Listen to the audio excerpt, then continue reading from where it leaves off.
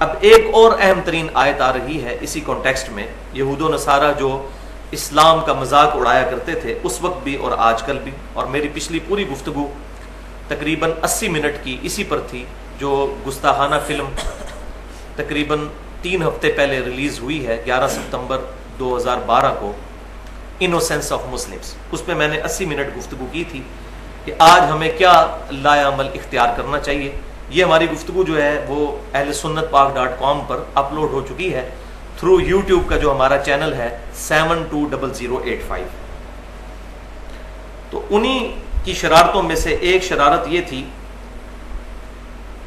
بسم اللہ الرحمن الرحیم، وَإِذَا نَادَيْتُمْ إِلَى الصَّلَاةِ، اور جب تم بلاتے ہو نماز کی طرف، یعنی اذان دیتے ہو نماز کے لیے، جب تم ندا دیتے ہو، اتخذوها ہزوا ولعبا، تو وہ اس اذان کو، اس ندا کو جو نماز کی طرف ہے، اس کو بھی مذاق بنا لیتے ہیں اور کھیل. ذالک بانہم قوم لا یعقلون، اور یہ حماقت وہ اس لیے کرتے ہیں کہ وہ ایسی قوم ہے جن میں عقل نہیں ہے. عقل نہیں ہے مراد یہ ہے کہ ان کے اندر انٹلیکٹ تو موجود ہے لیکن وہ اپنی عقل کو استعمال نہیں کرتے.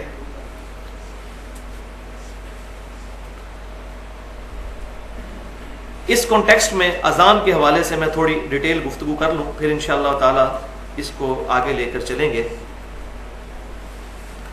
یہاں اذان کا ذکر آیا کہ جب نماز کے لیے ندا دی جاتی ہے، نماز کی طرف بلایا جاتا ہے، تو وہ اذان کا مذاق اڑاتے ہیں.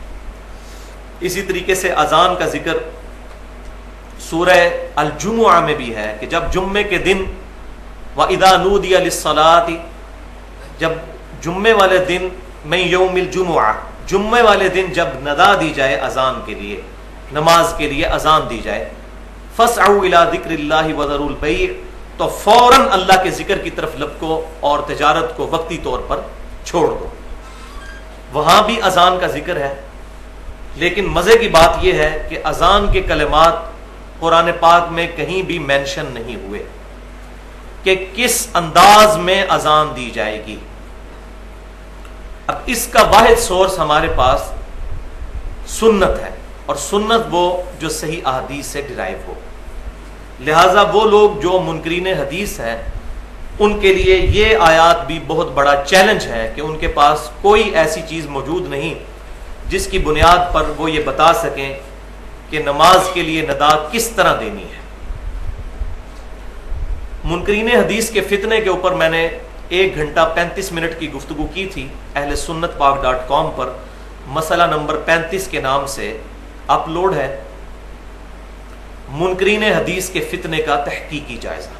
یہ ایک ایکسٹریم تھی کہ وہ لوگ جو سنت کا انکار کرتے ہیں جو صحیح احادیث سے ڈرائیو، اور دوسری ایکسٹریم ہے ضعیف الاسناد اور من گھڑت احادیث کے فتنے کا تحقیقی جائزہ، کہ ہر قسم کی حدیث کو جو اصول محدثین پر درست نہ ہو اس کو ایکسیپٹ کر کے قرآن پاک کا اور صحیح احادیث کا جنازہ نکال دیا جائے. تو یہ پینڈولم کی دوسری ایکسٹریم ہے، جس کو مسئلہ نمبر 36 کے نام سے ہم نے اپلوڈ کیا ہے اہل سنت پاک .com پر، ضعیف الاسناد اور من گھڑت احادیث کے فتنے کا تحقیقی جائزہ. یہ دونوں گفتگو اپنے اعتبار سے اہم ترین ہیں. تو میں ساتھ ساتھ حوالے اس لیے دے رہا ہوں کہ ہر دفعہ گفتگو کرنا جو ہے وہ موقع اور محل اور ٹائم اتنا نہیں ہوتا، اس لیے میں نے اشارتاً بات کر دی. اب اذان کے حوالے سے 8 صحیح احادیث انشاءاللہ تعالی اس کانٹیکسٹ میں بیان کروں گا. اور آج میں جب لیکچر تیار کر رہا تھا اس وقت بھی میرے ذہن میں آیا کہ ایک تو یہ ہے کہ ہم ان آیات کو پڑھتے چلے جائیں، وہ تو ماشاءاللہ سب ہی کرتے آ رہے ہیں، لیکن مسئلہ یہ ہے کہ ان آیات کی روشنی میں آج کے لوگوں میں جو اختلافات پائے جاتے ہیں ان کو پازیٹیولی فرقہ واریت کی لعنت سے بالا تر ہو کر ایڈریس کیا جائے. اسی لیے میں نے سوچا کہ اذان کے جو کچھ امپورٹنٹ مسائل ہیں یہاں پر میں بیان کر دوں. پہلی حدیث صحیح بخاری اور صحیح مسلم کی متفق علیہ حدیث ہے کہ امام کائنات سید الاولین والآخرین شفیع المذنبین رحمت للعالمین سیدنا و مولانا امام اعظم محمد رسول اللہ صلی اللہ علیہ وسلم صحابہ اکرام علیہم رضوان کو اذان کے کلمات دوہرے تعلیم فرمایا کرتے تھے اور اقامت کے کلمات اکہرے تعلیم فرمایا کرتے تھے. وہ ڈبل ہوتے تھے، یہ سنگل. اور ساتھ ہی حدیث میں مرود ہے سوائے قد قامت الصلاۃ کے. قد قامت الصلاۃ یہ ایکسٹرا ہوتا تھا اقامت میں 2 دفعہ. دوسری حدیث صحیح مسلم میں ہے کہ آپ صلی اللہ علیہ وآلہ وسلم نے اذان کے کلمات خود تعلیم فرمائے اور کلمات بھی بتائے کہ کون کون سے ہیں. اللہ اکبر اللہ اکبر، اللہ اکبر اللہ اکبر، اشہد ان لا الہ الا اللہ، اشہد ان لا الہ الا اللہ، اشہد ان محمد رسول اللہ، اشہد ان محمد رسول اللہ، محمد در رسول اللہ. کیونکہ ان آیا ہے، ان جو ہے وہ آگے محمدن کو 2 پیشوں کو زیر میں بدل دے گا. اشہد ان محمد در رسول اللہ. اور کلمے میں ہوتا ہے محمد الرسول اللہ. تو بیسیکلی یہ محمدن ہی لفظ ہے، لیکن چونکہ پیچھے جو ہے وہ ان آیا ہے، یہ اس کو زیر میں کنورٹ کر دے گا. حی علی الصلاۃ، حی علی الصلاۃ، یہ آخر میں تے ہے. الصلاۃ یہ لفظ ہے لیکن وقف ہو کر ہا بن جاتا ہے. حی علی الصلاۃ، حی علی الصلاۃ 2 دفعہ. حی علی الفلاح، حی علی الفلاح. اس میں دوسرے والی ہے ہے جو حلق سے نکلتی ہے، ہا حلوائی والی ہے جس کو اردو میں کہتے ہیں. اللہ اکبر اللہ اکبر، لا الہ الا اللہ. اب ہمارے اہل تشیع بھائی جو ہیں ان میں بھی کلمات تو یہی ہیں، تھوڑے سے فرق کے ساتھ، اور وہ بھی میں سمجھتا ہوں کہ وقت کے ساتھ ساتھ جو ایگزیجریشن آئی اس کا نتیجہ ہے، ورنہ اوریجنلی اذان کے کلمات یہی ہے. البتہ انہوں نے جو ایڈیشن کی سیدنا علی رضی اللہ تعالیٰ عنہ کے بارے میں، تو ہم اس ایڈیشن کو کفر تو نہیں سمجھتے. ظاہر ہے کہ سیدنا علی کو ولی اللہ کہنا یہ کوئی کفریہ جملہ تو نہیں، یہ تو اسلام کا حصہ ہے. لیکن اذان کے ساتھ اس کو ایڈ کر دینا نبی صلی اللہ علیہ وسلم کی تعلیم فرمائے بغیر، تو یہ بدعت ہے. اس کو ہم بدعت کہیں گے، کفر اور شرک نہیں کہیں گے. لہذا پازیٹیولی ان کو ایڈریس کرنا چاہیے. اور مزے کی بات یہ ہے کہ ہمارے اہل تشیع بھائی جب نماز کے اندر کلمہ پڑھتے ہیں تشہد میں، اشہد ان لا الہ الا اللہ و اشہد ان محمد عبدہ و رسولہ، ادھر علی ولی اللہ کوئی نہیں ہے، ان کی کتابیں بھی اٹھا کے دیکھ لیں. لیکن کلمے میں اور اذان میں انہوں نے یہ ایڈیشن کی. لیکن میں بار بار کہہ رہا ہوں کہ یہ ایڈیشن جو ہے کفر اور شرک نہیں ہے جب تک کہ کوئی علی رسول اللہ نہ کہہ دے، وہ کفر ہو جائے گا. جو بدقسمتی سے ہمارے اہل سنت کے ہاں 2 ایسے مکاتب فکر ہیں جن کے اندر ایسے کلمات ہمیں ملتے ہیں، اس پر میرا ایکسکلوسیو ریسرچ پیپر ہے اندھا دھند پیروی کا انجام، جس کے اندر ایک بہت بڑے دیوبندی عالم ہیں جن کے مرید نے کلمہ پڑھا اور انہوں نے اپنے مرید کو انڈورس کیا، لا الہ الا اللہ اشرف علی تھانوی رسول اللہ والعیاذ باللہ. یہ کلمہ کفر ہے. اسی طریقے سے بریلوی مکتبہ فکر میں بھی حشت بہشت ایک کتاب ہے، اس میں بھی یہ واقعہ موجود ہے، شبیر بردر سے چھپی ہوئی ہے، بریلویوں نے خود چھاپی ہے، معین الدین چشتی صاحب کے ریفرنس سے. واللہ عالم انہوں نے کہا یا نہیں کہا، البتہ ان کا تو دعویٰ یہی ہے کہ جب ان کے پاس کوئی مرید ہونے آتا تھا تو وہ کلمہ پڑھواتے تھے لا الہ الا اللہ چشتی رسول اللہ. یہ کلمہ کفر ہے. علی ولی اللہ کلمہ کفر نہیں ہے، وہ زیادہ سے زیادہ بدعت ہوگا اگر کلمے میں یا اذان میں ایڈ کیا جائے. ویسے کوئی پڑھتا رہے تو پڑھے، علی ولی اللہ، علی اللہ کا ولی ہے، سیدنا ابو بکر بھی اللہ کے ولی ہیں، سیدنا عمر بھی ولی ہیں، سیدنا عثمان بھی ولی ہیں، تمام صحابہ کرام علیہم رضوان اللہ کے اولیاء ہیں. تیسری حدیث سنن نسائی میں، یہ جو بہت بڑا اہل بدعت کی طرف سے اہل سنت پر اعتراض ہوتا ہے کہ یہ جو فجر کی اذان ہے جی، اس میں الصلاۃ خیر من النوم کے الفاظ سیدنا عمر ابن خطاب رضی اللہ تعالی عنہما رضی اللہ تعالی عنہ انہوں نے تعلیم فرمایا. تو یہ بہت بڑا جھوٹ ہے. کسی صحیح سند سے یہ بات ثابت نہیں کہ سیدنا عمر نے اذان کے اندر یہ ایڈیشن کی ہو. وہ کیسے کر سکتے تھے؟ نبی صلی اللہ علیہ وسلم اپنا دین مکمل فرما کر گئے ہیں. آپ صلی اللہ علیہ وسلم کے دین کو کمپلیٹ کرنے کے لیے امت میں سے کسی بندے کی بھی کوئی ان پٹ کی ضرورت نہیں. اجتہادی مسئلے الگ، لیکن دین کی جو بیسکس ہیں اس میں کوئی بندہ رد و بدل نہیں کر سکتا. یہ ہو ہی نہیں سکتا کہ وہ یہ کام کرتے، ورنہ تو اس وقت مخالفت کھڑی ہو جاتی. جیسا کہ جامعہ ترمذی میں صحیح سند کے ساتھ موجود ہے کہ سیدنا عمر فاروق رضی اللہ تعالیٰ عنہ نے پولیٹیکل ڈیسیژن لیتے ہوئے اپنے زمانے میں حج تمتع پر پابندی لگا دی کہ ایک سفر میں حج اور عمرے کو جمع نہیں کیا جا سکتا. ان کی نیت پیچھے یہ تھی کہ لوگ حج کے لیے الگ سے سفر کریں, عمرے کے لیے الگ سے سفر کریں, تاکہ پورا سال خانہ کعبہ کی رونق رہے. لیکن ظاہر ہے صحابہ کرام علیہم رضوان کہاں اس طرح کی ڈیسیژن قبول کرتے تھے. اپنے بیٹے نے عبداللہ بن عمر رضی اللہ تعالیٰ عنہ انہوں نے مخالفت کر دی. ان کے پاس کچھ لوگ آئے, انہوں نے کہا کہ آپ کے والد تو حج تمتع سے منع کرتے ہیں. تو انہوں نے بالکل کلیئر کٹ جواب دیا کہ اگر کسی معاملے میں نبی صلی اللہ علیہ وسلم اجازت مرحمت فرما دے اور میرا باپ اس کی مخالفت کرے تو بتاؤ کس کی بات مانی جائے گی. تو لوگوں نے کہا کہ رسول اللہ کی صلی اللہ علیہ وسلم. تو انہوں نے کہا پھر آپ صلی اللہ علیہ وسلم نے حج تمتع کیا ہے اور ہمیں اس کی اجازت دی ہے, ہم نبی صلی اللہ علیہ وسلم کی سنت کو نہیں چھوڑ سکتے. اس سے بڑھ کر کے سیدنا عثمان غنی رضی اللہ تعالیٰ عنہ نے جب اپنے مبارک دور میں بالکل اسی طریقے سے حج تمتع پر پابندی لگائی تو بخاری اور مسلم دونوں میں موجود ہے. یہ حدیث پتہ نہیں کیوں چھپاتے ہیں اہل سنت, حالانکہ یہ حدیث بخاری اور مسلم میں.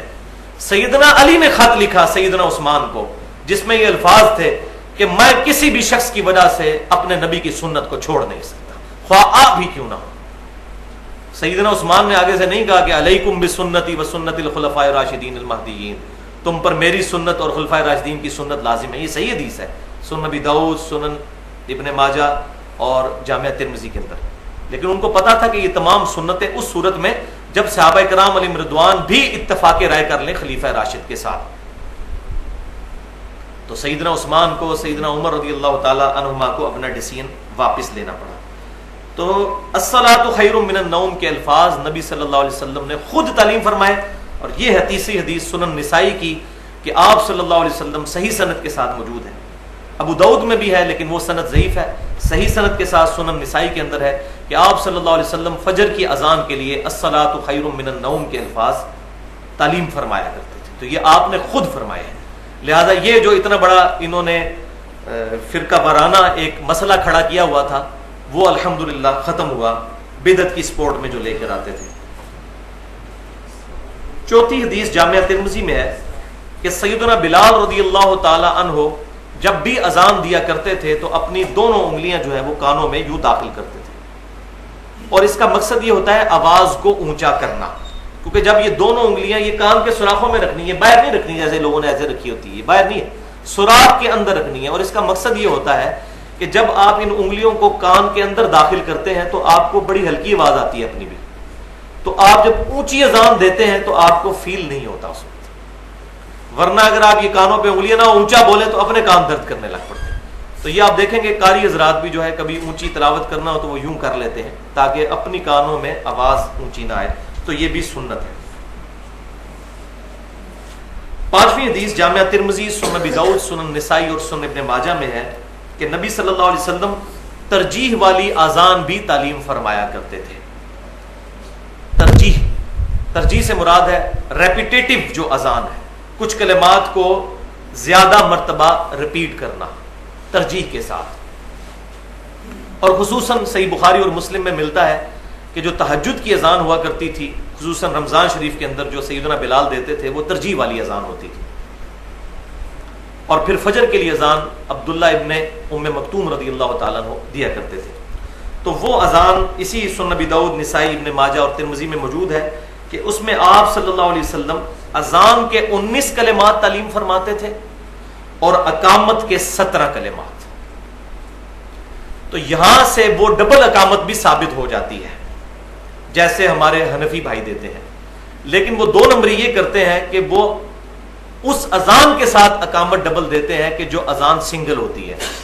ہماری عمومی اذان تو سنگل ہی ہے جو ڈبل کلمات والی اذان ہے, اس کے ساتھ جب اقامت پڑھیں گے تو پھر بخاری اور مسلم میں نے پہلی حدیث بتا دی تھی کہ اکیلی اقامت ہوگی, جیسا کہ یہاں ہمارے اہل سنت میں سے اہل حدیث حضرات دیتے ہیں اور سعودی عرب میں بھی اکیلی اقامت کہی جاتی ہے. اللہ اکبر اللہ اکبر اشہد ان لا الہ الا اللہ اشہد ان محمد رسول اللہ حی علی الصلاۃ حی علی الفلاح قد قامت الصلاۃ قد قامت الصلاۃ. اس کو 2 دفعہ کہنا ہے, اللہ اکبر لا الہ الا اللہ.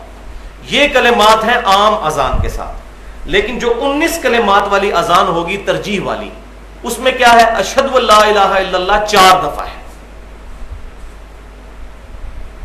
پھر اشہد ان محمد رسول اللہ بھی 4 دفعہ ہے.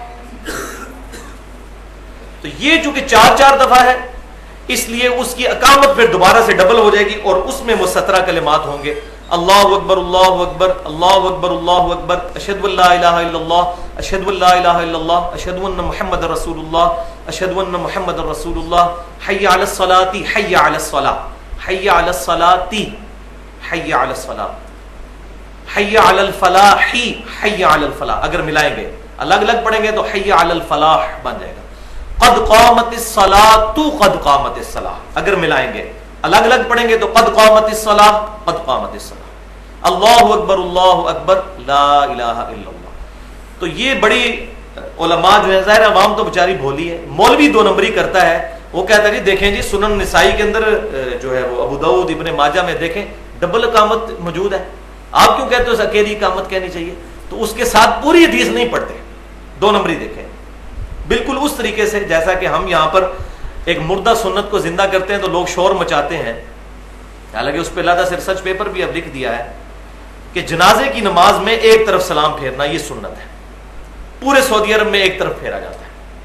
میں یہ نہیں کہہ رہا کہ سعودی عرب میں جو کچھ ہوتا ہے وہ صحیح ہے, لیکن یہ کوئی نئی بات نہیں ہے, وہاں پر اس پر عمل ہو رہا ہے. صحیح سند کے ساتھ نماز جنازہ میں 2 طرف سلام پھیرنا ثابت نہیں. ایک ہی روایت ہے سنن الکبریٰ البہیقی کے اندر, لیکن اس کے اندر حماد بن ابی سلیمان جو ہے وہ مدلس راوی ہیں اور وہ ان سے روایت کر رہے ہیں, اور مدلس کی ان والی روایت ضعیف ہوتی ہے جب تک سما کی تصریح موجود نہ ہو. یہ پیٹ رول ہے جو صحیح مسلم کے مقدمے میں موجود ہے, وہ روایت ضعیف ہے. صحیح سند کے ساتھ المصنف عبد الرزاق کے اندر, المصنف ابن ابی شیبہ کے اندر, اسی طریقے سے سنن الکبریٰ بہیقی کے اندر, سنن دارقطنی کے اندر, تمام ان کتابوں کے اندر صحابہ تابعین تبع تابعین اور نبی صلی اللہ علیہ وسلم سے بھی مرفوع یہ موجود ہے کہ آپ صلی اللہ علیہ وسلم جنازے میں ایک طرف سلام پھیرا کرتے تھے. بلکہ شاید اس وقت میری جیب میں ہو, میں نے آج کسی بھائی کو دینی تھی یہ چیز, تو یہ میں آپ کو روایت بھی بتا دیتا ہوں, یہ جو 2 نمبری کرتے ہیں. ہاں جی, المصنف ابن ابی شیبہ میں 3 جلد میں 306 نمبر صفحے پہ ہے کہ ابراہیم نخعی رحمۃ اللہ علیہ, جو امام حنیفہ رحمۃ اللہ علیہ کے دادا استاد ہیں اور بخاری اور مسلم کے متفقن علیہ راوی ہیں, وہ فرماتے ہیں, یہ تابعی ہیں, کہ سجدہ سہو میں اور جنازے کا ایک ہی سلام ہے. سجدہ سہو میں بھی ایک سلام ہے اور جنازے میں بھی ایک سلام ہے. سجدہ سہو کے 3 طریقے ہیں, 2 تو وہ ہیں جو بخاری اور مسلم میں آئے کہ پوری اتحیات پڑھنے کے بعد 2 سلام پھیرنے سے پہلے ڈائریکٹ 2 سجدے کیے جائیں, پھر دونوں طرف سلام پھیر لیے جائیں. ایک یہ طریقہ جو بخاری اور مسلم میں ہے. دوسرا طریقہ بخاری اور مسلم میں کچھ یوں ہے کہ دونوں طرف سلام پھیر لیا جائے, اس کے بعد 2 سجدے کر لیے جائیں, پھر دوبارہ سلام پھیرنے کی ضرورت نہیں. اور تیسرا طریقہ یہ ہے جو سیدنا ابراہیم نخعی رحمۃ اللہ علیہ سے ثابت ہے کہ التحیات للہ والصلوات, یہ عبدو و رسولو تک پڑھ کر ایک طرف سلام پھیرا جائے, پھر 2 سجدے کر کے پھر دوبارہ تشہد پڑھ کر دونوں طرف سلام پھیرا جائے. اس کا اشارہ صحیح مسلم میں بھی ملتا ہے دوبارہ تشہد پڑھنے کا. اب ابراہیم نخعی کی ایک ہی حدیث ہے وہ کہ صحف میں بھی ایک سلام ہے اور جنازے میں بھی ایک سلام, تو اس سے آدھی روایت تو وہ لے لیتے ہیں, آدھی چھوڑ دیتے ہیں. افتؤمنون ببعض الکتاب وتکفرون ببعض, کیا تم کتاب کے آدھے حصے پر ایمان لاتے ہو اور آدھے پر ایمان ہی نہیں لاتے؟ ایسے مولوی گھستا ہے دین کے اندر اور اپنے مطلب کی چیزیں نکال کر امت کو فتنے میں داخل کرتا ہے. لہٰذا سجدہ سہو میں بھی ایک سلام اور نماز جنازہ میں بھی دائیں طرف ایک سلام پھیرنا ہے, یہی سنت ہے. تو بات کہاں سے کہاں نکل گئی؟ میں اذان کا بتا رہا تھا کہ جب ڈبل اذان ہوگی تو اقامت ڈبل ہوگی. اگر سنگل اذان جو ہم عموماً دیتے ہیں تو اس کے لیے اقامت سنگل ہی ہوگی, یعنی اذان کے کلمات ڈبل اور اقامت کے سنگل. 6 حدیث صحیح بخاری اور مسلم کی متفق علیہ حدیث ہے کہ آپ صلی اللہ علیہ وسلم نے فرمایا کہ اذان کی آواز سن کر شیطان کی ہوا خارج ہو جاتی ہے اور بھاگ جاتا ہے. اسی طریقے سے جب اقامت کہی جاتی ہے تو بھی شیطان کی ہوا خارج ہو جاتی ہے اور وہاں سے بھاگ جاتا ہے. اور صحیح مسلم میں تو باقاعدہ موجود ہے, ایک مقام کا ذکر کر کے وہاں تک بھاگ جاتا ہے.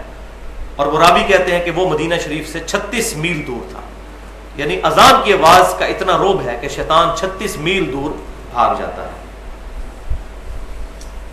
7ویں حدیث صحیح مسلم میں ہے کہ آپ صلی اللہ علیہ وآلہ وسلم نے فرمایا کہ جو شخص اذان کا جواب دے، اور جواب کیا ہے وہ اگلی حدیث میں بتا دوں گا، اذان کا جواب دے، اس کے بعد مجھ پر درود شریف پڑھے، تو جو ایک دفعہ مجھ پر درود شریف پڑھے گا اللہ تعالیٰ اس پر 10 رحمتیں نازل فرمائے گا۔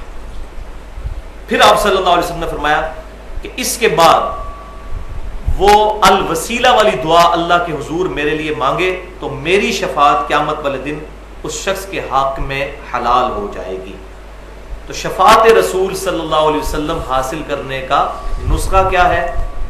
اذان کا جواب دینا ہے، اس کے بعد درود شریف پڑھنا ہے، اور اس کے بعد الوسیلہ والی دعا مانگنی ہے۔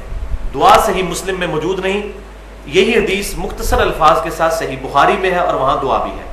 اللہم رب هذه الدعوة التامة والصلاة القائمة آت محمدا الوسیلة والفضیلة وابعثه مقاما محمودا الذی وعدتہ، یہاں تک، اور انک لا تخلف المیعاد، یہ حصہ بھی سنن البیہقی الکبریٰ کے اندر صحیح سند کے ساتھ موجود ہے۔ تو یہ بیچ میں جو ایڈیشن کی ہوئی ہے وہ درجۃ الرفیع اور ساتھ شفاعت کے جو الفاظ ہیں وہ کہنے کی ضرورت نہیں، وہ اس کی وجہ سے شفاعت خود بخود ہو جائے گی، وہ الفاظ صحیح سند کے ساتھ ثابت نہیں ہے۔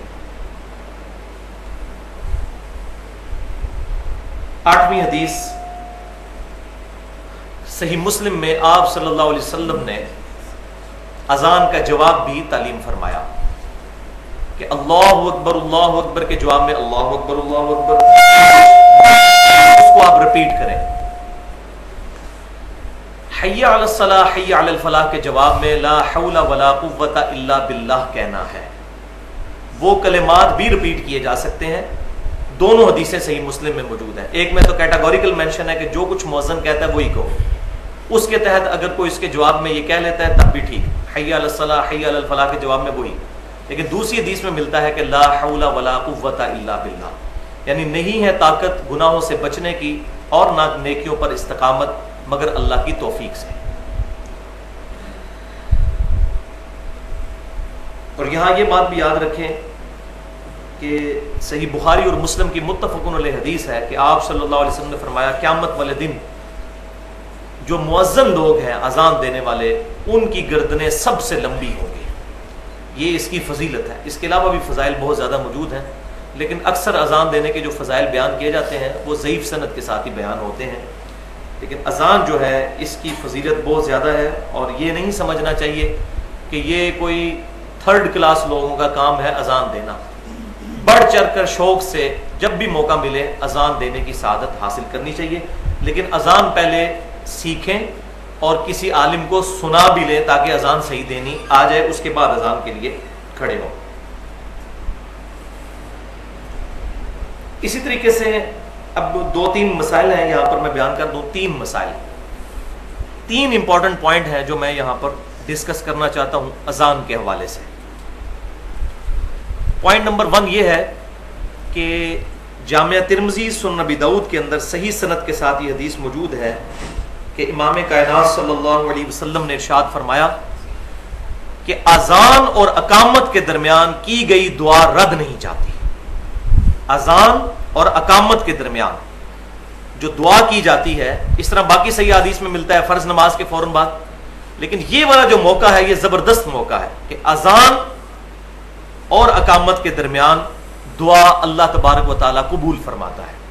تو اگر کوئی شخص مسجد میں پہلے پہنچ جاتا ہے، تحیۃ المسجد کے نوافل پڑھتا ہے یا تحیۃ الوضو کے، اس کے بعد ابھی ٹائم باقی ہے تو اس وقت کو دعاؤں میں گزارے اور اللہ کے حضور اپنی التجا پیش کرے، یہ دعاؤں کی قبولیت کا وقت ہے۔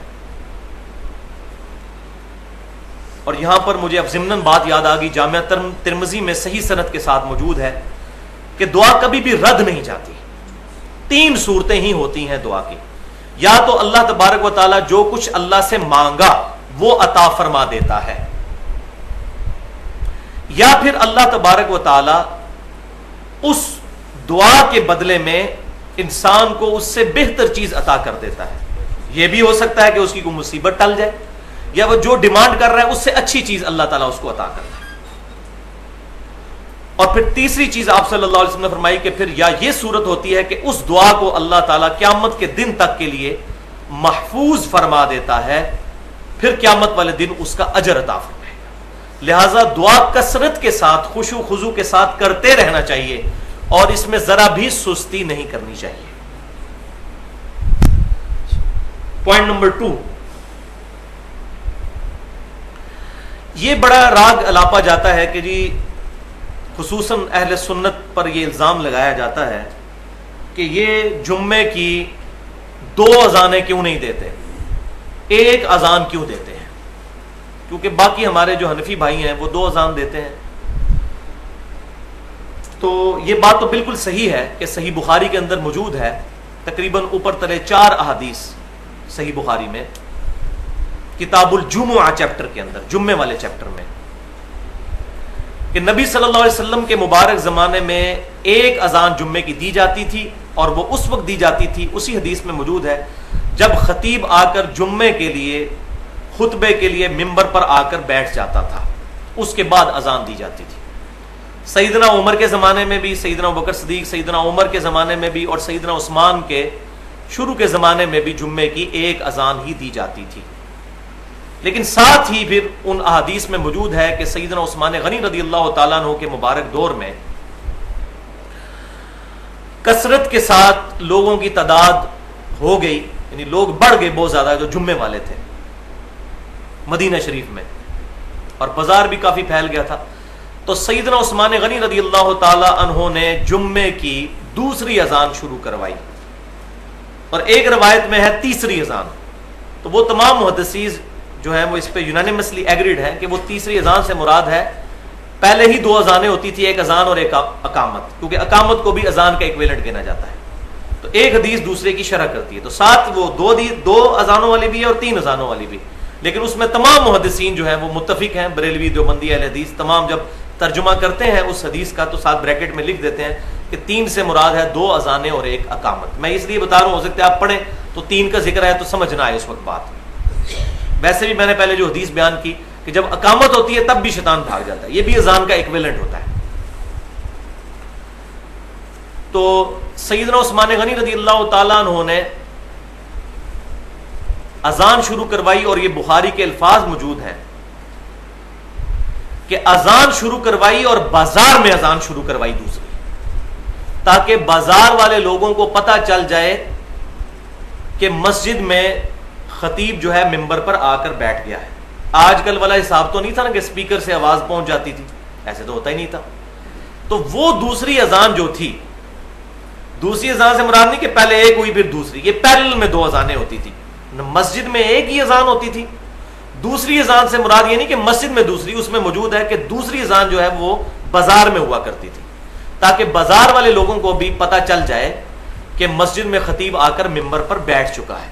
تو یہ سائملٹینیسلی دونوں اذانیں ہوتی تھی، مسجد میں بھی ہو رہی ہوتی تھی اور بازار میں بھی، جس طرح آج کل بیک وقت ساری مسجدوں میں اذانیں شروع ہو جاتی ہیں، تو اذان تو ایک ہی ہے وہ، اب وہ اگر کوئی اس کو گننا شروع کر دے تو 100-150 تو ہمارے شہر میں اذانیں ہو رہی ہیں، تو بے وقوفی ہے نا اگر کوئی اس کو اس طریقے سے ایکومولیٹو اس کی گنتی کرنا شروع کر دے، تو یہ بے وقوفی ہے نا۔ تو پیرلل میں 2 اذانیں ہوتی تھیں، ایک بازار میں اور ایک مسجد میں، اور مقصد کیا تھا کہ بازار والوں کو پتہ چل جائے کہ مسجد میں چلیں، اب خطیب ممبر پر بیٹھ چکا ہے۔ ظاہر کمیونیکیشن کے لیے اس وقت اس طریقے سے سپیکرز وغیرہ اویلیبل نہیں تھے، تو لہٰذا بالکل ٹھیک ہے، ہم اس پہ کوئی اعتراض نہیں کرتے، لیکن مسئلہ یہ ہے کہ یہ چونکہ ایک اجتہادی مسئلہ تھا اس وقت سیدنا عثمان نے جو کچھ کیا، ہم اس کو الحمدللہ سر آنکھوں پر رکھتے ہیں۔ آج بھی اگر دنیا سے ٹیکنالوجی ختم ہو جائے یہ والی کہ اسپیکر کے ذریعے اذان کی آواز نہ پہنچ سکے، تو ہم بھی اس دوسری اذان کو بالکل جائز سمجھتے ہیں، دینی چاہیے، لیکن اب چونکہ وہ محل نہیں رہا، لہٰذا اسی سنت کی طرف رجوع کرنا چاہیے جو صحیح بخاری میں بھی موجود ہے کہ سیدنا عمر فاروق رضی اللہ تعالیٰ عنہ سے ریکویسٹ کی گئی کہ آپ اپنا خلیفہ کسی کو بنا دیجئے، تو انہوں نے فرمایا کہ اگر میں اپنا خلیفہ کسی کو بناتا ہوں تو میں اس کی سنت پر عمل کرتا ہوں جو مجھ سے بہتر ہے، یعنی سیدنا ابو بکر، اور اگر میں اپنا خلیفہ کسی کو نامزد نہیں کرتا تو میں اس کی سنت پر عمل کرتا ہوں جو ابو بکر سے بھی بہتر ہے، یعنی نبی صلی اللہ علیہ وسلم۔ تو صحابہ کہتے ہیں ہم سمجھ گئے کہ سیدنا عمر بھی نبی صلی اللہ علیہ وسلم کی طرح اپنا خلیفہ کسی کو نہیں بنائیں گے۔ آپ نے وہ 6 رکنی کمیٹی بنا دی، 10 مبشرہ میں سے 6 بندوں کو ڈال دیا، سیدنا عثمان، سیدنا علی، سیدنا طلحہ، سیدنا زبیر، عبد الرحمن بن عوف، سعد بن ابی وقاص رضی اللہ تعالی عنہم اجمعین. لیکن اپنے اوپر رسپانسبلٹی نہیں لئی کہ ایک بندے کو، انہوں نے کہا اگر میں کرتا ہوں تو ابو بکر کی سنت ہے. تو میں بھی یہاں یہی کہتا ہوں کہ اگر کوئی شخص 2 اذان والی سنت پر آج بھی عمل کرتا ہے بہت اچھی بات ہے، لیکن مسجد میں 2 اذانیں نہ دے. یہ پبلک کو دھوکہ دینا بند کریں. یہ مولوی، یہ اذان ہوگی بازار میں دوسری، سر آنکھوں پر. سیدنا عثمان کی سنت پر عمل کریں، بہت اچھی بات ہے، ہم اس کو صحیح سمجھتے ہیں. لیکن مسجد میں دیں گے تو پھر ہم کہیں گے کہ پھر اب یہ بدعت کی طرف جانے والی بات ہے، کیونکہ مسجد میں سیدنا عثمان سے ثابت نہیں ہے. ان پر یہ جھوٹی تہمت نہ لگائی جائے. وہ حدیثیں خود کھول کر پڑھیں تو پتہ چلے گا کتنا بڑا دھوکہ ان مولویوں نے ہمیں دیا ہوا ہے. اور ہم سے اگر کوئی پوچھتا ہے اہل سنت منہج پر جو لوگ چل رہے ہیں، تو ہم کہتے ہیں کہ اگر ہم 2 اذانیں دیتے ہیں تو ہم اس کی سنت پر عمل کرتے ہیں جو اس امت میں سیدنا ابو بکر اور عمر کے بعد سب سے افضل ہیں، یعنی سیدنا عثمان رضی اللہ تعالیٰ عنہ. اور اگر ہم ان کی سنت پر عمل نہیں کرتے تو ہم ان کی سنت پر عمل کرتے ہیں کہ جو نبی صلی اللہ علیہ وسلم کی سنت اور آپ کے بعد آپ کے 2 خلفاء جو اس امت میں سب سے بڑھ کر ہیں، سیدنا ابو بکر اور سیدنا عمر رضی اللہ تعالی عنہما. لہذا یہ مسئلہ بھی میں نے کلیئر کیا. اب پوائنٹ نمبر 3، یہ تھوڑا سا انٹرسٹنگ معاملہ ہے اذان کے حوالے سے. آپ لوگ بچپن سے یہ بات سنتے آئے ہوں گے اپنے بڑے بوڑھوں سے، اور پھر ہمارے پاکستان میں اس طرح کے تمام بے سند واقعات کو پروپوگیٹ کرنے کے لیے ایک بہت اچھا سورس موجود ہے. وہ ہے ایسی قوالیاں جس کے اندر ایگزیجریشن کے ساتھ صحابہ کرام علیہم رضوان کی یا نبی صلی اللہ علیہ وسلم کی تعریف کی جاتی ہے. اگر کوئی نعت پڑھتا ہے یا کسی صحابی کی منقبت پڑھتا ہے جائز ہے، میوزک کے ساتھ نہ ہو، لیکن وہ چیزیں ہوں جو ثابت بھی ہوں. خام خواہ ان کی شان کو دھکے کے ساتھ بلند کرنا یہ دین کے اندر ایگزیجریشن ہے، ظلم ہے، غلو ہے، بدعت کے درجے میں ہے. اور بسا اوقات انسان کا ایمان بھی برباد ہو جاتا ہے جب نبی صلی اللہ علیہ وسلم پر اگر کوئی جھوٹی بات منسوب کر دی جائے. تو ہمارے معاشرے میں ایک واقعہ بڑا عام ہے جو قوالی کے ذریعے بھی عام کیا گیا کہ ایک دفعہ کچھ صحابہ نے شکایت کی سیدنا بلال کی کہ وہ اذان صحیح نہیں دیتے، وہ شین کی بجائے سین پڑھ دیتے ہیں، اشہد ان محمد رسول اللہ، اشہد ان محمد رسول اللہ. تو نبی صلی اللہ علیہ وسلم نے صحابہ کرام علیہم رضوان کا ریگارڈ کرتے ہوئے، مطلب یہ جو روایت بیان کی جاتی ہے کوئی نہیں ہے، لیکن چونکہ بیان ہو رہی ہے قوالیوں میں بھی اور منقبتوں میں بھی، میں اس لیے بیان کر رہا ہوں. تو نبی صلی اللہ علیہ وسلم نے کہا کہ سیدنا بلال اذان نہیں دیں گے. انہوں نے اذان نہیں دی. اذان نہیں دی تو سورج ہی طلوع نہیں ہوا جو صبح کے وقت پو پھوٹتی ہے فجر کے لیے. کیونکہ وہ تہجد کی، یہ بڑے ہے سمجھدار ہیں، ان کو پتہ ہے. کوئی پوچھے کہ فجر کی اذان تو ویسے ہی پو پھوٹنے کے بعد ہوتی ہے، تو وہ اذان چونکہ سیدنا بلال تو تہجد کی اذان دیا کرتے تھے، وہ پو پھوٹنے سے پہلے ہوتی تھی. لہٰذا یہ میں ٹیکنیکل پوائنٹ بتا دوں آپ کو، یہ نہ ہو آپ ہاتھ ڈال بیٹھے اور آگے سے وہ علمی تو طریقے پہ آپ کو خاموش کروا دیں. فجر کی اذان تو عبداللہ بن ام مکتوم دیا کرتے تھے، بخاری اور مسلم میں موجود ہے، کیونکہ وہ نابینا صحابی تھے. ان کو اگر کوئی بتاتا تھا کہ فجر کا جو وقت شروع ہو چکا ہے، صبح صادق جو صبح جو ہے وہ فجر کے وقت جو ہے وہ پو پھوٹتی ہے مشرق کی طرف سے، تب وہ اذان دیتے تھے. تو سیدنا بلال کی اذان بخاری مسلم میں آتا ہے کہ وہ لوگوں کو جگانے کے لیے ہوتی تھی تاکہ لوگ سحری کر لیں. تو سیدنا بلال نے اذان نہیں دی تو اس دن ختم سحری نہیں ہوا، یعنی صبح صادق ہی نہیں ہوئی، فجر کا وقت ہی نہیں شروع ہوا. بڑے لوگ پریشان ہوئے کہ یہ مسئلہ کیا ہوا ہے. تو پھر پتہ چلا کہ جی وہ فرشتہ آیا، اس نے نبی صلی اللہ علیہ وسلم کو خبر دی کہ چونکہ بلال کی اذان پہ آپ نے پابندی لگائی تھی، اس لیے جو ہے وہ سورج ہی جو ہے وہ طلوع نہیں ہوا، سورج جو ہے اس کی پو جو ہے نہیں پھوٹی، ولیعوذ باللہ تعالی. اب یہ اس طرح کے من گھڑت واقعات پریزنٹ کر کے تو ہم بھی پھر سبحان اللہ اور الحمدللہ کہتے ہیں جی دیکھو جی سورج نہیں نکلا. بھائیو یہ سورج کا اس کے ساتھ کوئی تعلق نہیں ہے. ہم یہ مانتے ہیں اس بات کو کہ یہ پاسبل ہے کہ اگر پیغمبر دعا کریں تو سورج نہ نکلے یا سورج اپنی جگہ پر رک جائے.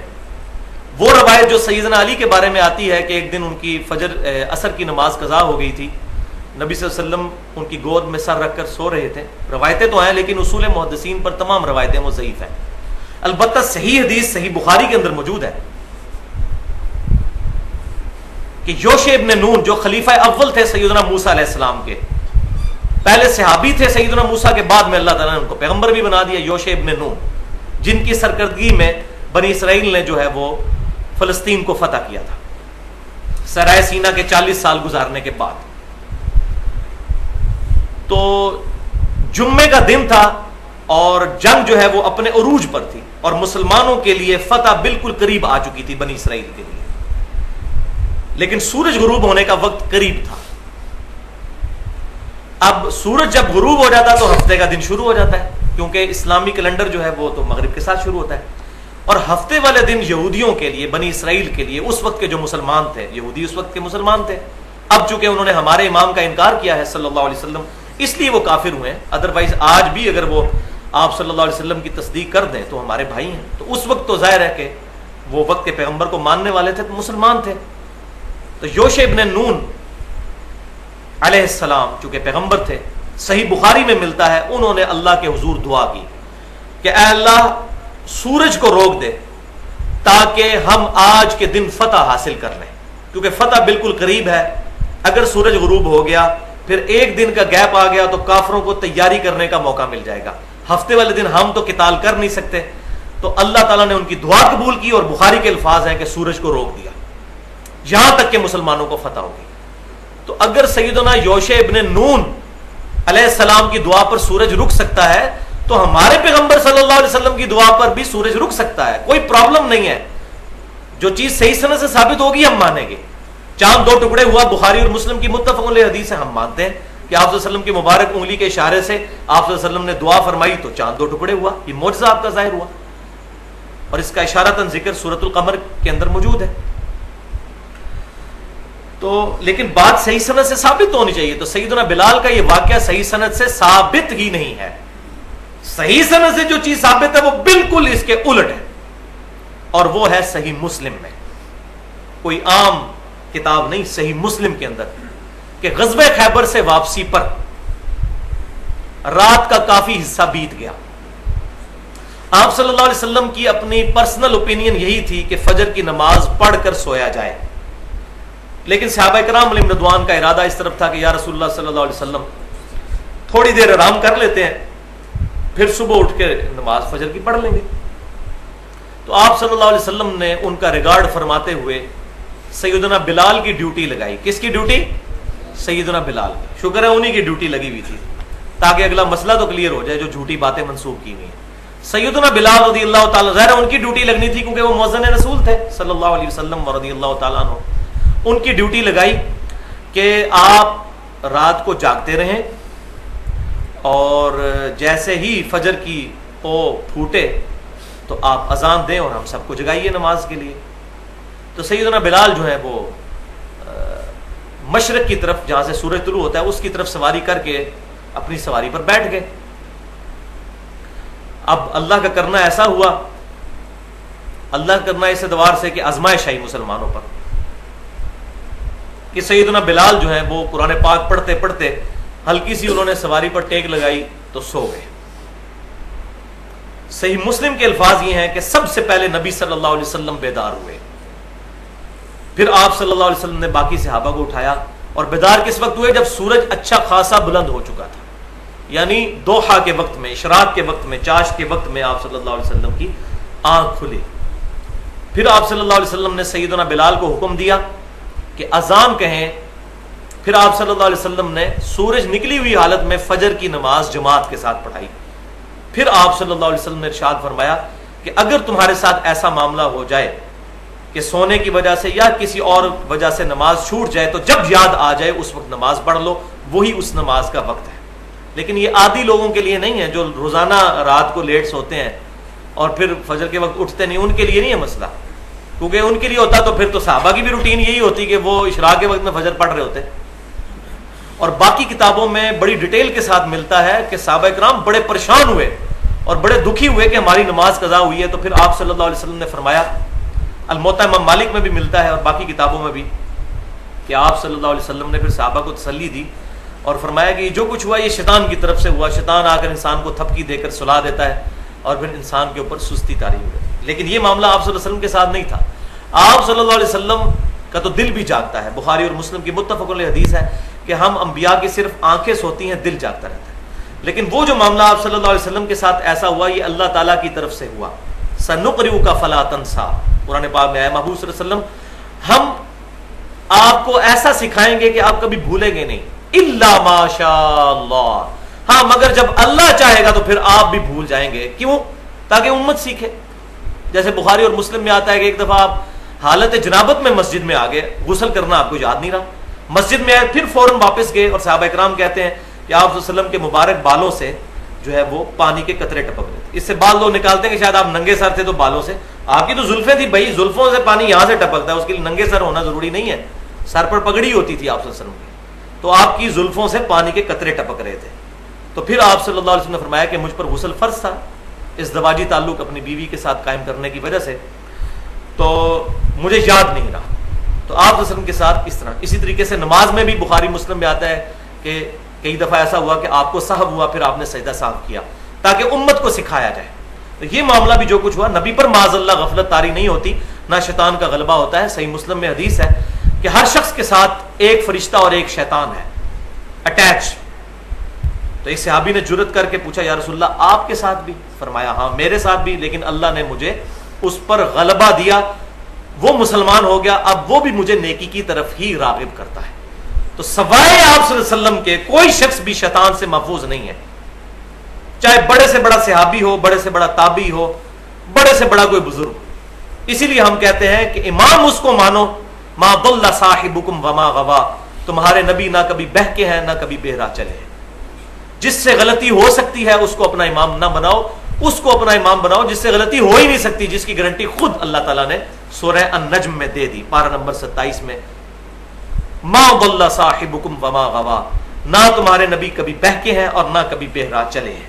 الحمدللہ.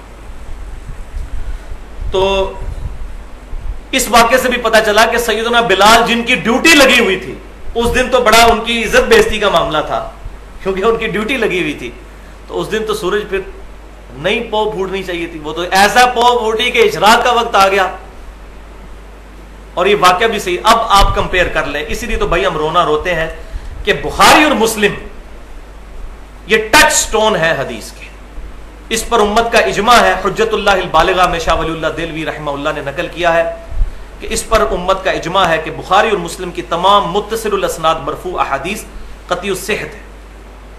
تو بخاری اور مسلم کی احادیث بالکل کچھ اور بات کر رہی ہیں، اور باقی یہ قصہ کہانیاں کسی اور طرف ہماری رہنمائی کرتی ہیں، بلکہ رہنمائی کیا غلط عقائد اور نظریات کی طرف ہمیں پروپیگیٹ کرواتی ہیں.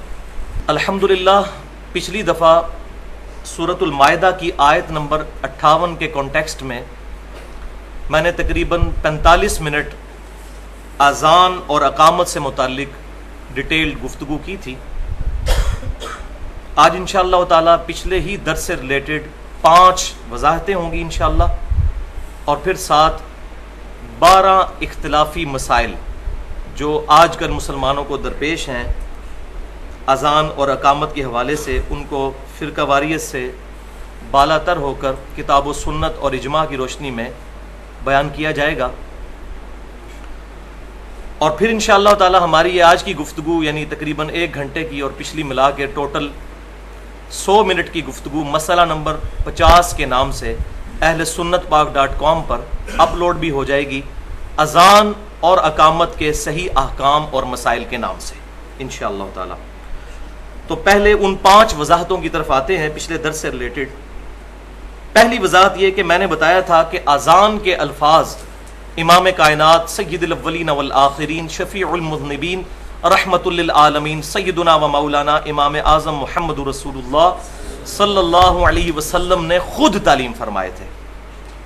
حتیٰ کہ الصلاۃ خیر من النوم، جس کے بارے میں مسکنسیپشن پائی جاتی ہے ہمارے معاشرے میں کہ شاید یہ سیدنا عمر نے شروع کیے تھے، وہ بھی آپ صلی اللہ علیہ وسلم نے ہی تعلیم فرمائے، جس کا حوالہ میں نے پچھلی دفعہ دیا تھا سنن نسائی سے. تو اسی کانٹیکسٹ میں ایک چیز سکپ ہو گئی تھی، ظاہر ہے اس وقت تو ارادہ نہیں تھا کہ اتنی ڈیٹیل میں بات کی جائے، لیکن چونکہ لیکچر کا جب فیڈ بیک سامنے آتا ہے تو پھر اس کی کلیریفیکیشن بڑی ضروری ہوتی ہے. اور اب جو ہے وہ ویڈیو کا دور ہے، مستقبل کا دور، لوگوں کے پاس کتابیں پڑھنے کا ٹائم نہیں.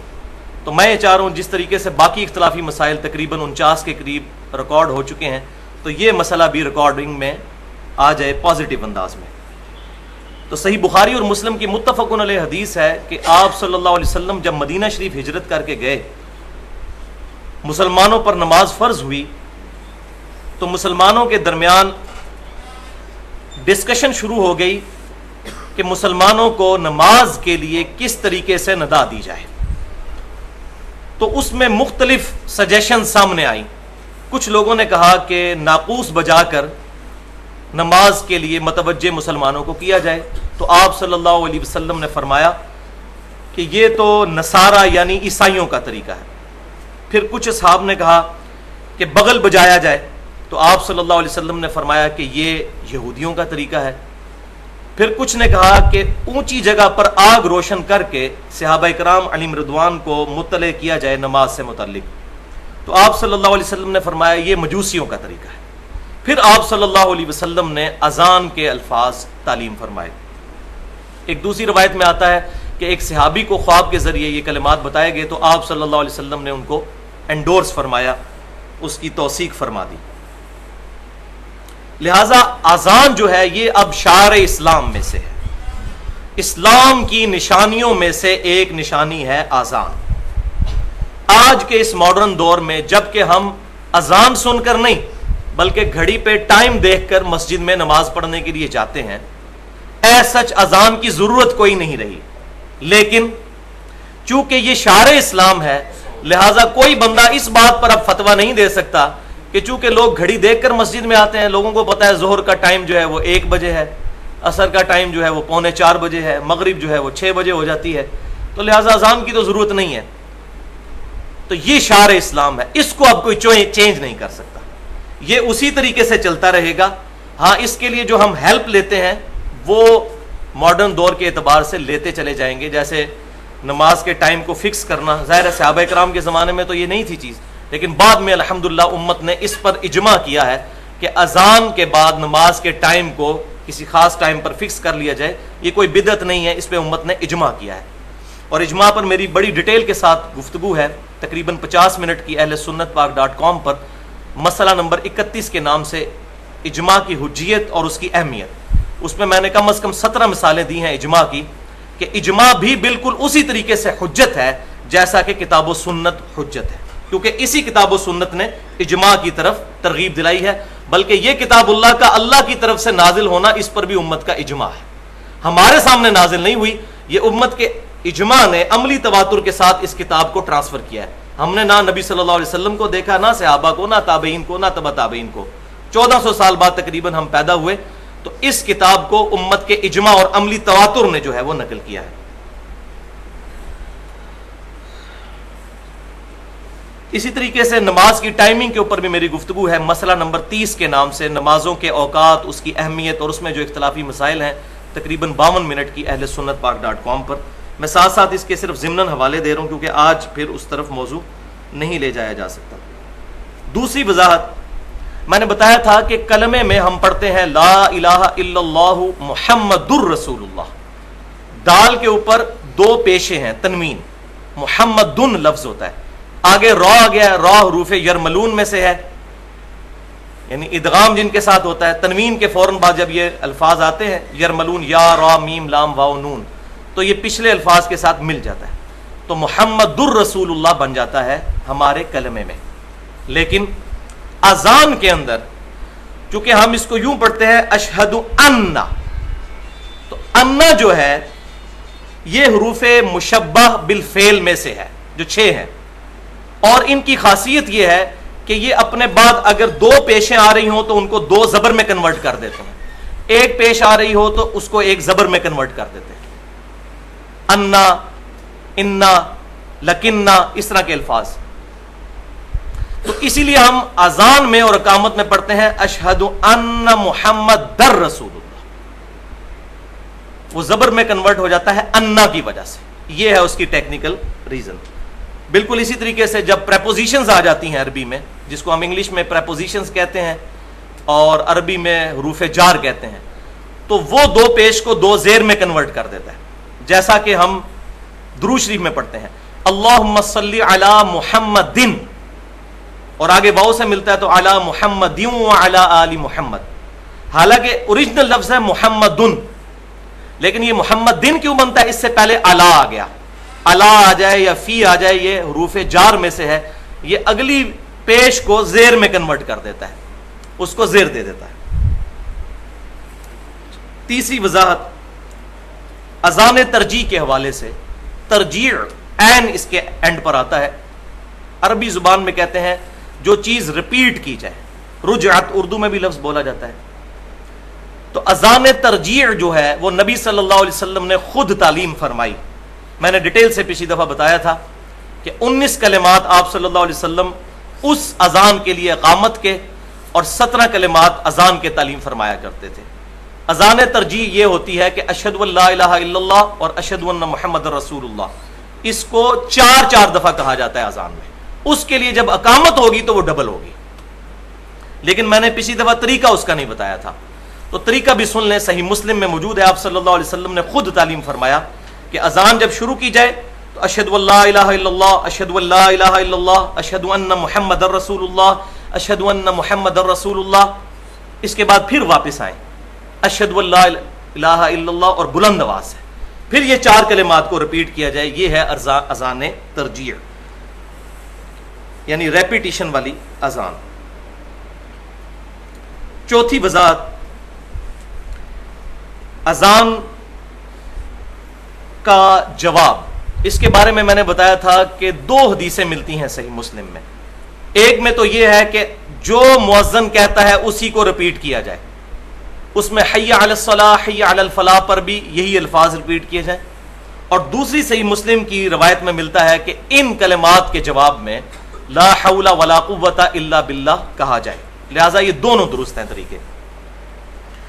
اس میں ایک وضاحت رہ گئی تھی کہ الصلاۃ خیر من النوم کے جواب میں کیا کہا جائے، تو وہ بھی جنرل ہی ہے کہ آپ صلی اللہ علیہ وسلم نے فرمایا جو کچھ مؤذن کہتا ہے وہی کچھ تم کہو، وہ آگے میں بتا بھی دوں گا اس کے فضائل میں۔ تو الصلاۃ خیر من النوم جب مؤذن کہے گا تو ہم نے بھی یہی کہنا ہے۔ ایک روایت جو ہے وہ زبان زد عام ہے کہ اس کے جواب میں کہا جائے صدقتا و بررتا، لیکن وہ روایت کسی بھی اصول محدثین پر ثابت نہیں، اور نہ ہماری کسی میجر بک کے اندر وہ موجود ہے۔ اسی طریقے سے سنن ابی داؤد میں ایک روایت ہے جس میں ایک مجہول راوی ہے، اور وہ روایت بھی ضعیف ہے۔ وہ یہ ہے کہ قد قامت الصلاۃ کے جواب میں اقامہ اللہ و ادامہا کہا جائے، تو وہ روایت بھی اصول محدثین پر ضعیف ہے، لہذا اقامت کا جواب جو ہے وہ ثابت کوئی نہیں ہے۔ اقامہ اللہ و ادامہا، جب حدیث کی صحت ہی صحیح نہیں ہوگی تو ظاہر ہے کہ وہ قابل حجت نہیں رہے گی۔ حدیث کی سند، حدیث تو ٹھیک ہوتی ہے، سند بھی درست ہوگی تب حدیث ثابت ہوگی۔ اور اسی پہ میری ایکسکلوسیو گفتگو ہے، مسئلہ نمبر 36 کے نام سے 1 گھنٹہ اور 25 منٹ کی گفتگو ہے، ضعیف الاسناد اور من گھڑت احادیث کے فتنے کا تحقیقی جائزہ۔ وہ الحمدللہ اہل سنت پاک .com پر رکھی ہوئی ہے، اس میں میں نے اس کو ڈیٹیل سے صحیح مسلم کے مقدمے کی روشنی میں بیان کیا ہے کہ ضعیف احادیث اور من گھڑت احادیث کا فتنہ کس طریقے سے امت میں آیا، اور اس کی وجہ سے امت میں کیسے فرقہ واریت پھیل گئی، اور اگر ہم ان روایتوں کو مان لیں تو بعض اوقات ہمیں اپنے ایمان سے ہی ہاتھ دھونا پڑے گا۔ اس میں نے 5 مثالیں ایسی بیان کی ہیں اہل سنت کی کتابوں میں سے، اگر ان کو ہم درست مان لیں صرف اس بنیاد پر کہ چونکہ کتاب میں آ گئی تو ہمارا ایمان ہی برباد ہو جائے۔ وَلِعَوْذُ بِاللَّهِ تَعَالَى۔ 5ویں وضاحت وہ ہے صحیح بخاری اور صحیح مسلم کے ریفرنس سے میں نے ایک حدیث بتائی تھی جس کی ڈیٹیل تو آتی ہے صحیح مسلم میں، کہ آپ صلی اللہ علیہ وسلم نے فرمایا جس شخص نے اذان کا جواب دیا، یعنی وہی کلمات ریپیٹ کیے، حی علی الصلاح حی علی الفلاح پر وہی کلمات بھی کہہ سکتے ہیں، اور لا حول ولا قوت الا باللہ، اور دونوں کہہ لیں تب بھی ٹھیک ہے۔ اس کے بعد اس نے درود شریف پڑھا، اور پھر میرے لیے اللہ کے حضور الوسیلہ کی دعا مانگی، تو قیامت والے دن میری شفاعت اس کے لیے حلال ہو جائے گی۔ یہ ہے شفاعت رسول صلی اللہ علیہ وآلہ وسلم حاصل کرنے کا نسخہ۔ 3 اعمال کرنے ہیں، اذان کا جواب دینا ہے، درود شریف پڑھنا ہے، اور الوسیلہ والی دعا مانگنی ہے۔ وہ صحیح مسلم میں تو نہیں، البتہ وہ صحیح بخاری میں ہے، میں نے پچھلی دفعہ وہ دعا بھی پڑھ کر بتائی تھی۔ 2 مزید فضائل اور ہیں جو میں چاہ رہا ہوں کہ ہمارے اس گفتگو کے اندر شامل ہو جائیں۔ ایک یہ کہ صحیح مسلم میں ہی ہے کہ جس شخص نے صدق دل کے ساتھ اذان کا جواب دیا، صدق دل کے ساتھ مراد کیا کہ وہی جو کلمات مؤذن کہہ رہا ہے اس کو دل کے ساتھ انڈورس کیا کہ اللہ اکبر، واقعی بڑائی اللہ کے لیے ہے۔ اسی طریقے سے اشہد ان لا الہ الا اللہ، اشہد ان محمد رسول اللہ، دل نے بھی گواہی دی کہ میں جو کچھ کہہ رہا ہوں اس پر میرا ایمان پختہ ہے، کنوکشن والا میرا ایمان ہے۔ تو آپ صلی اللہ علیہ وسلم کے صحیح مسلم میں الفاظ ہیں جس نے صدق دل سے اذان کا جواب دیا تو وہ جنت میں داخل ہوگا، الحمدللہ۔ لیکن اذان کے دو جواب ہیں، ایک تو یہ جواب ہے کہ وہ کلمات ریپیٹ کرنے ہیں، اور ایک ہے اذان کا پریکٹیکل جواب کہ مسجد میں نماز کے لیے جانا ہے، کیونکہ صحیح بخاری اور مسلم کی متفق علیہ حدیث ہے، اور سنن نسائی میں اس کی ڈیٹیل بھی ملتی ہے کہ یہ پرٹیکولر فجر کی نماز کے بارے میں آپ صلی اللہ علیہ وسلم نے فرمایا، کچھ صحابہ غائب تھے تو آپ صلی اللہ علیہ وسلم نے فرمایا، بخاری اور مسلم کی متفق علیہ حدیث، کہ میرا دل کرتا ہے کہ میں اپنی جگہ کسی اور کو امام مقرر کروں اور ان لوگوں کے گھروں کو آگ لگا دوں جو کہ مسجد میں جماعت کے ساتھ نماز نہیں پڑھتے، اگر مجھے بچوں اور عورتوں کا خیال نہ ہو، وَلِعَاذُ بِاللَّهِ تَعَالَى۔ رحمت للعالمین کا گاڑا فتویٰ جو ساری کائنات کے لیے رحمت ہے، لیکن ایز فار ایز حقوق اللہ از کنسرنڈ، پروفٹ صلی اللہ علیہ وسلم کوئی کمپرومائز نہیں کرتے تھے۔ ہاں اپنی ذات کے لیے آپ معاف کر دیتے تھے، لیکن جہاں جہاں معاملہ آیا تھا شریعت کو اسٹیبلش کرنے کا، وہاں آپ صلی اللہ علیہ وسلم کسی ملامت کرنے والے کی ملامت کی پرواہ نہیں کرتے تھے۔ صحیح بخاری اور مسلم کی متفق علیہ حدیث ہے، کچھ صحابہ نے سفارش کی ایک فاطمہ نامی عورت کے بارے میں جو چوری کے مقدمے میں آپ صلی اللہ علیہ وسلم کے سامنے پیش کی گئی، تو آپ صلی اللہ علیہ وسلم جلال میں آ گئے اور خطبہ دیا آپ نے، اور فرمایا کہ آگاہ ہو جاؤ، تم سے پہلے لوگ اسی لیے برباد ہوئے کہ جب ان میں سے کوئی معزز شخص جو ہے وہ برا کام کرتا تھا تو اس کے لیے مسئلہ کچھ اور بیان کر دیتے تھے، اور جو غریب غربے لوگ ہوتے تھے ان پر شریعت کی اپلیکیشن کرتے تھے۔ اللہ کی قسم اگر محمد صلی اللہ علیہ وسلم کی بیٹی فاطمہ بھی چوری کرتی تو میں اس کے بھی ہاتھ کٹوا دیتا۔ یہ ہے دین کو اسٹیبلش کرنے کا جذبہ، الحمدللہ۔ تیسری فضیلت صحیح مسلم میں ایک اور فضیلت ہے کہ آپ صلی اللہ علیہ وسلم نے فرمایا، جس شخص نے اذان کا جواب دینے کے بعد یہ کلمات پڑھ لیے، اشہد ان لا الہ الا اللہ وحدہ لا شریک لہ وان محمدا عبدہ ورسولہ رضیت باللہ ربا وبمحمد رسولا وبالاسلام دینا، یہ جس نے کلمات پڑھ لیے اللہ تبارک و تعالی اس کی مغفرت فرما دے گا۔ لیکن وہی بات ہے کہ یہ جتنے بھی فضائل آتے ہیں اعمال کے بدلے مغفرت کے، اس سے مراد گناہ صغیرہ کا معاف ہونا ہے، گناہ کبیرہ صرف توبہ سے معاف ہوتے ہیں، اور توبہ بھی ایسی کہ جو آگے کے لیے اصلاح بنے، خالی خلی توبہ نہیں۔ اس پہ میں نے پوری ڈیٹیل کے ساتھ گفتگو کی ہے اہل سنت پاک.com پر 50 منٹ کی گناہ کبیرہ اور توبہ کا بیان، مسئلہ نمبر 18 کے نام سے۔ وہاں میں نے یہ معاملات کھولے ہیں کہ یہ کہاں سے باتیں ہم نے نکالی ہیں کہ گناہ کبیرہ کی توبہ قبول نہیں ہوتی، یہ احادیث کے اندر ہے، وہ ڈیٹیل کے ساتھ اس میں نے الحمدللہ بیان کی ہے، آج محل نہیں ہے۔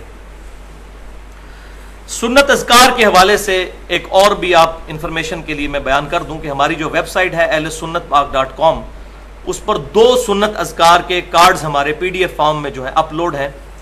ایک ہے صبح و شام کے سنت اذکار تقریباً 27 کے قریب، اور فرض نماز کے بعد کے سنت اذکار تقریباً 18 کے قریب، بالکل صحیح سند کے ساتھ جو روایتیں ثابت تھیں، کیونکہ میں نے جب تجزیہ کیا تو ہمارے معاشرے میں اس وقت جتنے بھی اذکار کے کارڈ ہیں کسی نہ کسی کارڈ میں 1 یا 2 روایتیں ایسی ہیں جو اصول محدثین پر ضعیف ہیں، تو الحمدللہ وہ سارے کارڈ سامنے رکھ کر اور پھر میں نے اس کو ترتیب دینے کے بعد اس دور میں ایک بہت بڑے اہل سنت کے محدث، حدیث کے علم میں وہ اپنی مثال نہیں رکھتے، حافظ شیخ زبیر علی زئی صاحب، ان سے پھر میں نے پروف ریڈنگ بھی اس کی کروا کے اس کے بعد پرنٹنگ اس کی کروائی۔ تو وہ اذکار والے کارڈ بھی ڈاؤن لوڈ کریں، اور ہارڈ کاپی ہمارے پاس اویلیبل ہے، اس پر بھی اہتمام کریں۔ تو یہ 5 وضاحتیں ہوئیں۔ اب آتے ہیں اس ٹاپک کی طرف جو آج میں نے ڈسکس کرنے ہیں، 12 پوائنٹس۔ 3 پوائنٹس میں پہلے ڈسکس کر چکا ہوں پچھلے درس کے اندر، تو آج کے 12 ملا کر یہ ٹوٹل 15 فقہی احکام و مسائل بن جائیں گے اذان اور اقامت کے حوالے سے۔ اور یہ جو 12 آج کے مسائل ہیں یہ بڑے کڑوے مسائل ہیں، کیونکہ اس میں شاید ہی کوئی مکتبہ فکر بچے جس کے اوپر زد نہ آئے، لیکن اس کو علمی حوصلے کے ساتھ بات کو سننا ہے، پوری بات سننی ہے۔ انشاءاللہ تعالی اگر ہم کتاب و سنت کے سامنے اپنے آپ کو پیش کریں گے، اپنے فرقے کو پیچھے رکھتے ہوئے اور کتاب و سنت اور اجماع کو حجت مانتے ہوئے، تو پھر تو بات سمجھ آئے گی۔ اگر فرقہ آڑے آ گیا، مولوی آڑے آ گیا، یا اپنا کوئی بزرگ آڑے آ گیا، پھر بات سمجھ نہیں آنی۔ تو میں ایک جملہ بولا کرتا ہوں واصف علی واصف صاحب کا کہ اسلام جمع فرقہ از اکول ٹو 0۔ اسلام میں جب فرقہ جمع ہوگا تو رزلٹ 0 آئے گا، یا اسلام بچے گا یا فرقہ بچے گا۔ اگر اسلام کو بچانا ہے پھر فرقہ واریت کی لعنت سے نکلنا ہوگا۔ اس میں پہلے بھی کافی دفعہ ڈیٹیل کے ساتھ گفتگو کر چکا ہوں۔ ایک دفعہ درود شریف پڑھ لیجیے۔ اللہم صلی علی محمد وعلی آل محمد کما صلیت علی ابراہیم وعلی آل ابراہیم انک حمید مجید۔ اللہم بارک علی محمد وعلی آل محمد کما بارکت علی ابراہیم وعلی آل ابراہیم انک حمید مجید۔ یہ 3 پوائنٹس تو میں نے پچھلی دفعہ ڈسکس کیے تھے، اب آتے ہیں چوتھے پوائنٹ کی طرف، وہ ہے اذان سے پہلے الصلاۃ والسلام علیک یا رسول اللہ، یہ کلمات پڑھنا، اس کی شرعی حیثیت کیا ہے؟ اور اب تو بعض لوگوں نے اقامت کے ساتھ بھی یہ کلمات شروع کر دی ہیں، خصوصاً ہمارے جو دعوت اسلامی والے بھائی ہیں، انہوں نے پچھلے 5-7 سالوں میں ایک یہ اور نیا کام ایڈ کیا ہے کہ اقامت سے پہلے بھی الصلاۃ والسلام علیک یا رسول اللہ پڑھنا شروع کر دیا ہے۔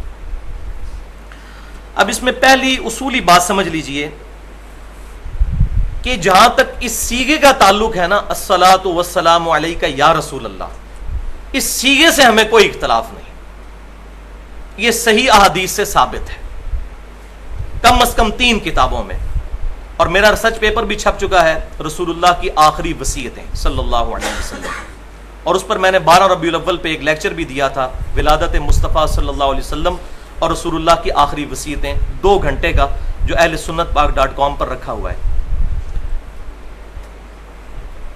ریسرچ پیپر نمبر 1 ہے، اس میں میں نے اس کا حوالہ ریٹن میں بھی دیا ہے کہ سنن الکبریٰ البیہقی میں صحیح سند کے ساتھ، اسی طریقے سے الموطا امام مالک میں صحیح سند کے ساتھ، اور المصنف ابن ابی شیبہ میں صحیح سند کے ساتھ یہ اثر موجود ہے۔ انٹرنیشنل نمبرنگ کے مطابق المصنف ابن ابی شیبہ میں 11793 نمبر روایت ہے کہ سیدنا عبداللہ بن عمر رضی اللہ تعالی عنہما جب کبھی بھی قبر رسول پر حاضر ہوتے تو پڑھتے السلام علیک یا رسول اللہ، پھر سیدنا ابوبکر کی قبر کے سامنے آ کر پڑھتے السلام علیک یا ابا بکر، پھر سیدنا عمر کے سامنے آ کر، ان کی قبر کے سامنے آ کر پڑھتے السلام علیک یا ابتا، اے میرے باپ آپ پر سلامتی ہو۔ یہی وجہ ہے کہ سعودی عرب سے بھی جو مفتی اعظم سعودی عرب کی کتاب چھپی ہے مسجد نبوی میں حاضری کا طریقہ، شیخ عبداللہ بن باز رحمہ اللہ کی، انہوں نے بھی یہ روایت لکھی ہے اور انہوں نے یہی طریقہ لکھا ہے قبر رسول پر حاضری کا۔ الحمدللہ اس میں کوئی اختلاف نہیں ہے۔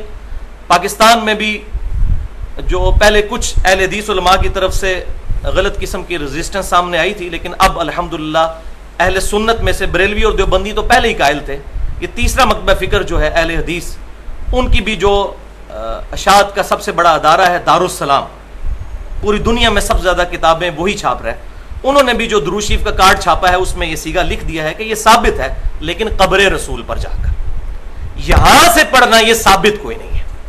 یہ قبر رسول کے لیے صحابہ کرام علیہم رضوان صلی اللہ علیہ وآلہ وسلم قبر رسول صلی اللہ علیہ وسلم پر جا کر یہ درود شریف پڑھا کرتے تھے، لہٰذا یہ اس کے لیے مخصوص ہے۔ اگر اس کے علاوہ کہیں پڑھنا ثابت ہے تو ہمیں روایت پیش کی جائے، ہم ایکسیپٹ کر لیں گے۔ اس کو آپ اس طرح سمجھ لیجئے، کیا ٹوائلٹ میں جاتے وقت مسجد میں جانے کی دعا پڑھی جا سکتی ہے؟ نہیں۔ اسی طریقے سے مسجد میں جاتے وقت ٹوائلٹ والی دعا نہیں پڑھی جائے گی۔ یہ درود شریف پرٹیکولر قبر رسول صلی اللہ علیہ وسلم کے لیے ہے، سیدنا ابن عمر رضی اللہ تعالی عنہما کا اثر۔ اس کے علاوہ کہیں ثابت ہے تو بتائیں۔ ہمیں یا رسول اللہ سے کوئی چڑ نہیں ہے، نہ یا نبی اللہ کے ساتھ، ہم ہر نماز میں یا رسول اللہ کہتے ہیں۔ السلام علیکہ ایھا النبی ورحمۃ اللہ وبرکاتہ، اے نبی آپ پر سلام ہو، رحمتیں ہوں، برکتیں ہوں۔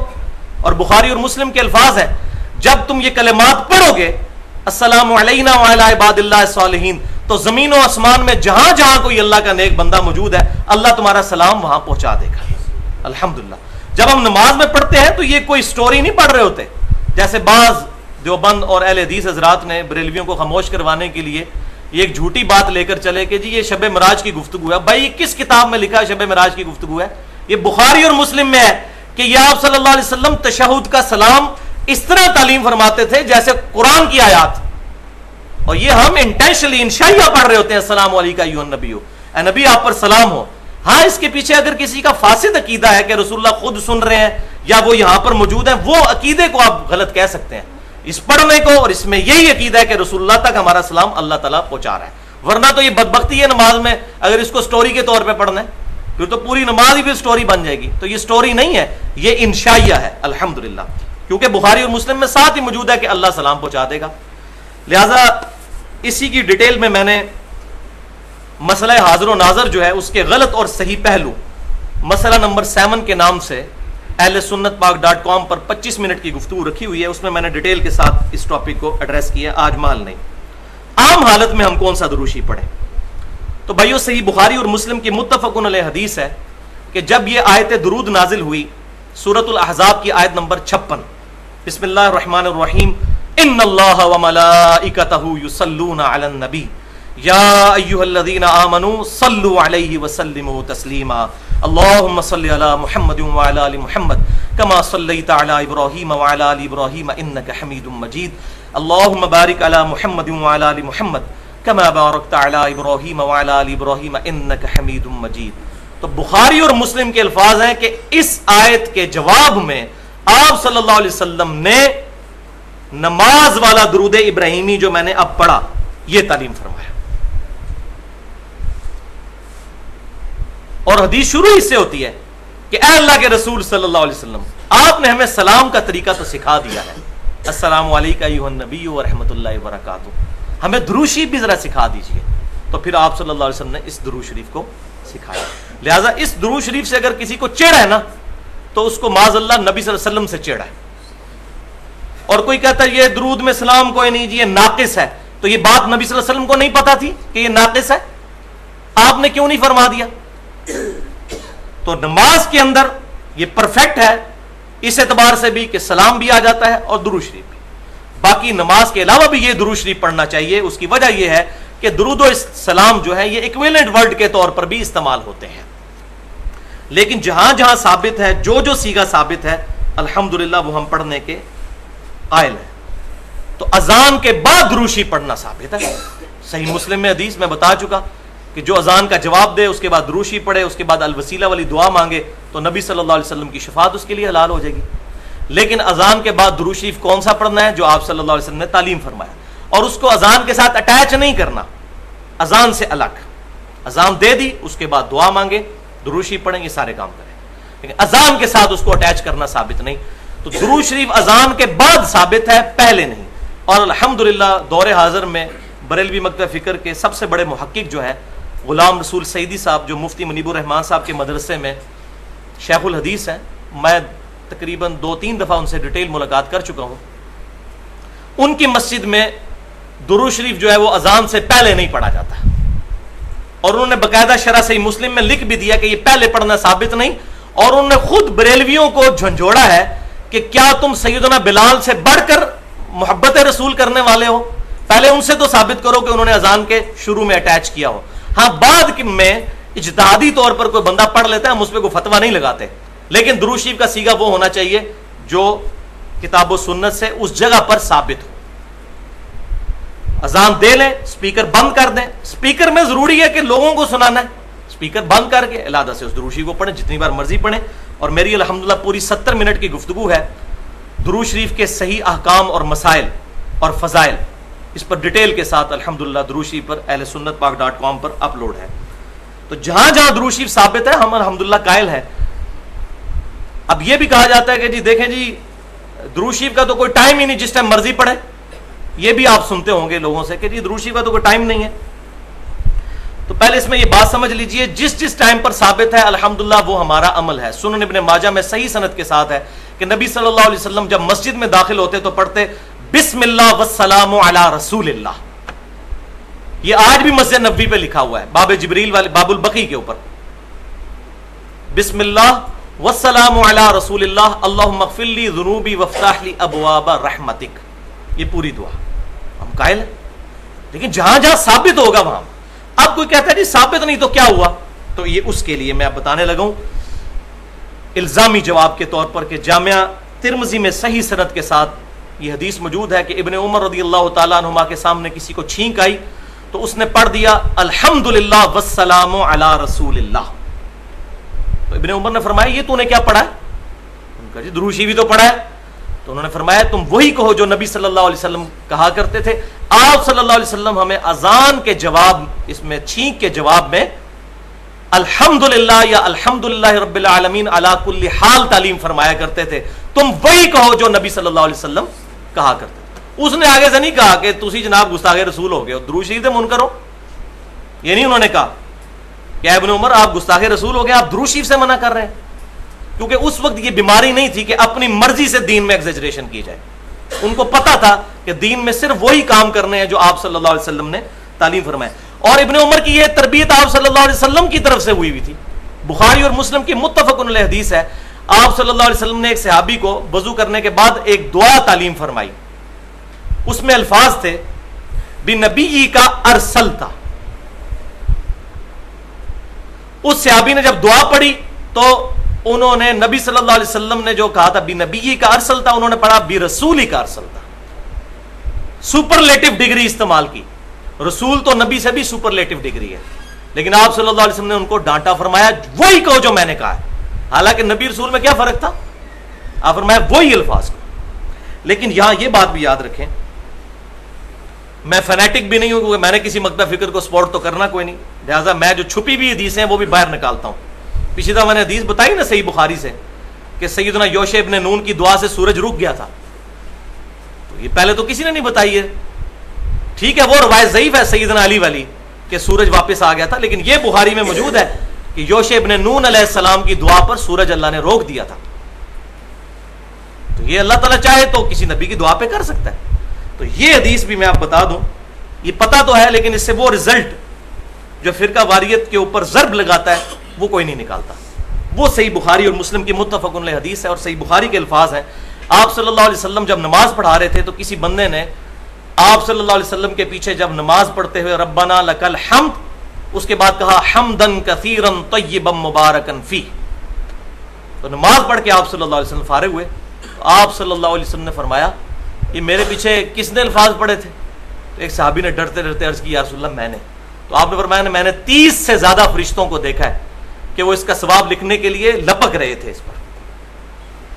اب یہاں صحابی نے اپنی مرضی سے ایک عمل کیا اور نبی صلی اللہ علیہ وسلم نے اس پر مہر لگا دی، لہذا جن جن اعمال کو صحابہ نے خود کیا اور حضور صلی اللہ علیہ وسلم نے خود مہر لگا دی وہ اب دین کا حصہ ہی بن جائیں گے، لہذا مطلقاً کسی صحابی کے عمل کو غلط نہیں سمجھتے، معاذ اللہ استغفر اللہ، اپنا ایمان برباد کرنا ہے۔ تو یہ پینڈولم کی دو ایکسٹریمز ہیں، ایک طرف تو وہ لوگ ہیں کہ جو یہ سمجھتے ہیں کہ آپ صلی اللہ علیہ وسلم کے زمانے میں بھی اگر کوئی بندہ، چند جائے لوگ کہ وہ کوئی بات ایسی کر دے گا اور آپ صلی اللہ علیہ وسلم کے سامنے یہ بات ہوگی اور آپ صلی اللہ علیہ وسلم اس کو بدعت ہی کنسیڈر کریں گے ہمیشہ، ایسا نہیں ہوگا، کبھی آپ صلی اللہ علیہ وسلم اس سے منع بھی فرما دیں گے۔ تو یہ میں نے مثال دی بخاری اور مسلم سے کہ آپ نے انڈورس کیا، اب منع والی مثال بھی سن لیں، وہ دوسری ایکسٹریم ہے، سنن نبی داؤد میں اور سنن ابن ماجہ میں صحیح سند کے ساتھ ہے، ایک صحابی نے حضور صلی اللہ علیہ وسلم کو سجدہ کیا، آپ صلی اللہ علیہ وسلم نے ان کو ڈانٹا اور فرمایا یہ کیا کر رہے ہو؟ تو انہوں نے کہا کہ میں عراق میں کوفہ نامی جو شہر ہے اس کے پاس ہیرا ایک مقام، اس نجد میں وہاں گیا تھا، وہاں کے حکمران کو لوگ سجدہ کرتے ہیں، تو میں نے اس پر اجتہاداً یہ مسئلہ ظاہر ہے انہوں نے اخذ کیا کہ میں آپ کو سجدہ کروں، آپ زیادہ لائق ہیں اس چیز کے۔ تو آپ صلی اللہ علیہ وسلم نے فرمایا اگر میں سجدہ جائز سمجھتا تو بیویوں کو کہتا کہ اپنے خامدوں کو سجدہ کریں اس حق کے سبب جو اللہ نے ان کو دیا۔ اب یہاں آپ صلی اللہ علیہ وسلم نے منع فرما دیا، اس صحابی نے حضور کی محبت میں سجدہ کیا تھا، شکر ہے کہ وہ آج کا مسلمان نہیں تھا حضور میں ہی کہہ دینا عشق دے چلے نمبر رہ گئے عقل والے انجے ہی عمرہ گالیاں، کہ تو عشق کی محبت کی باتیں ہیں، عقل والوں کی میں یہ سمجھ نہیں آئیں گی، ان کو پتا تھا کہ محبت وہی ہے جو آپ صلی اللہ علیہ وسلم انڈورس کریں گے، جو انڈورس نہیں کریں گے وہ محبت نہیں گستاخی ہے. تو یہ ٹیکنیکل چیز کو سمجھیں. کتاب و سنت کے منہج پر چلنے والے لوگ اکثر جو علماء ہیں ان بیچاروں کو تمیز ہی نہیں کہ بات کنوے کس طرح کرنی ہے. ایسے الٹے طریقے سے بات کرتے ہیں کہ بات ماننی بھی ہوگی, جنہوں کہتا ہے جاؤ دفاع ہو گستاخ رسول. اب اس طریقے سے بات کو اگر آپ بتائیں گے کہ ہم یہ دیکھیں مثال, اب آپ خود بتائیے کہ آپ صلی اللہ علیہ وسلم نے کیوں منع فرمایا؟ محبت میں اجازت دینی چاہیے تھی. لہٰذا آپ صلی اللہ علیہ وسلم کی محبت میں وہی اعمال کیے جائیں گے جو آپ صلی اللہ علیہ وسلم کی طرف سے الاؤڈ ہوں گے, اپنی مرضی سے نہیں.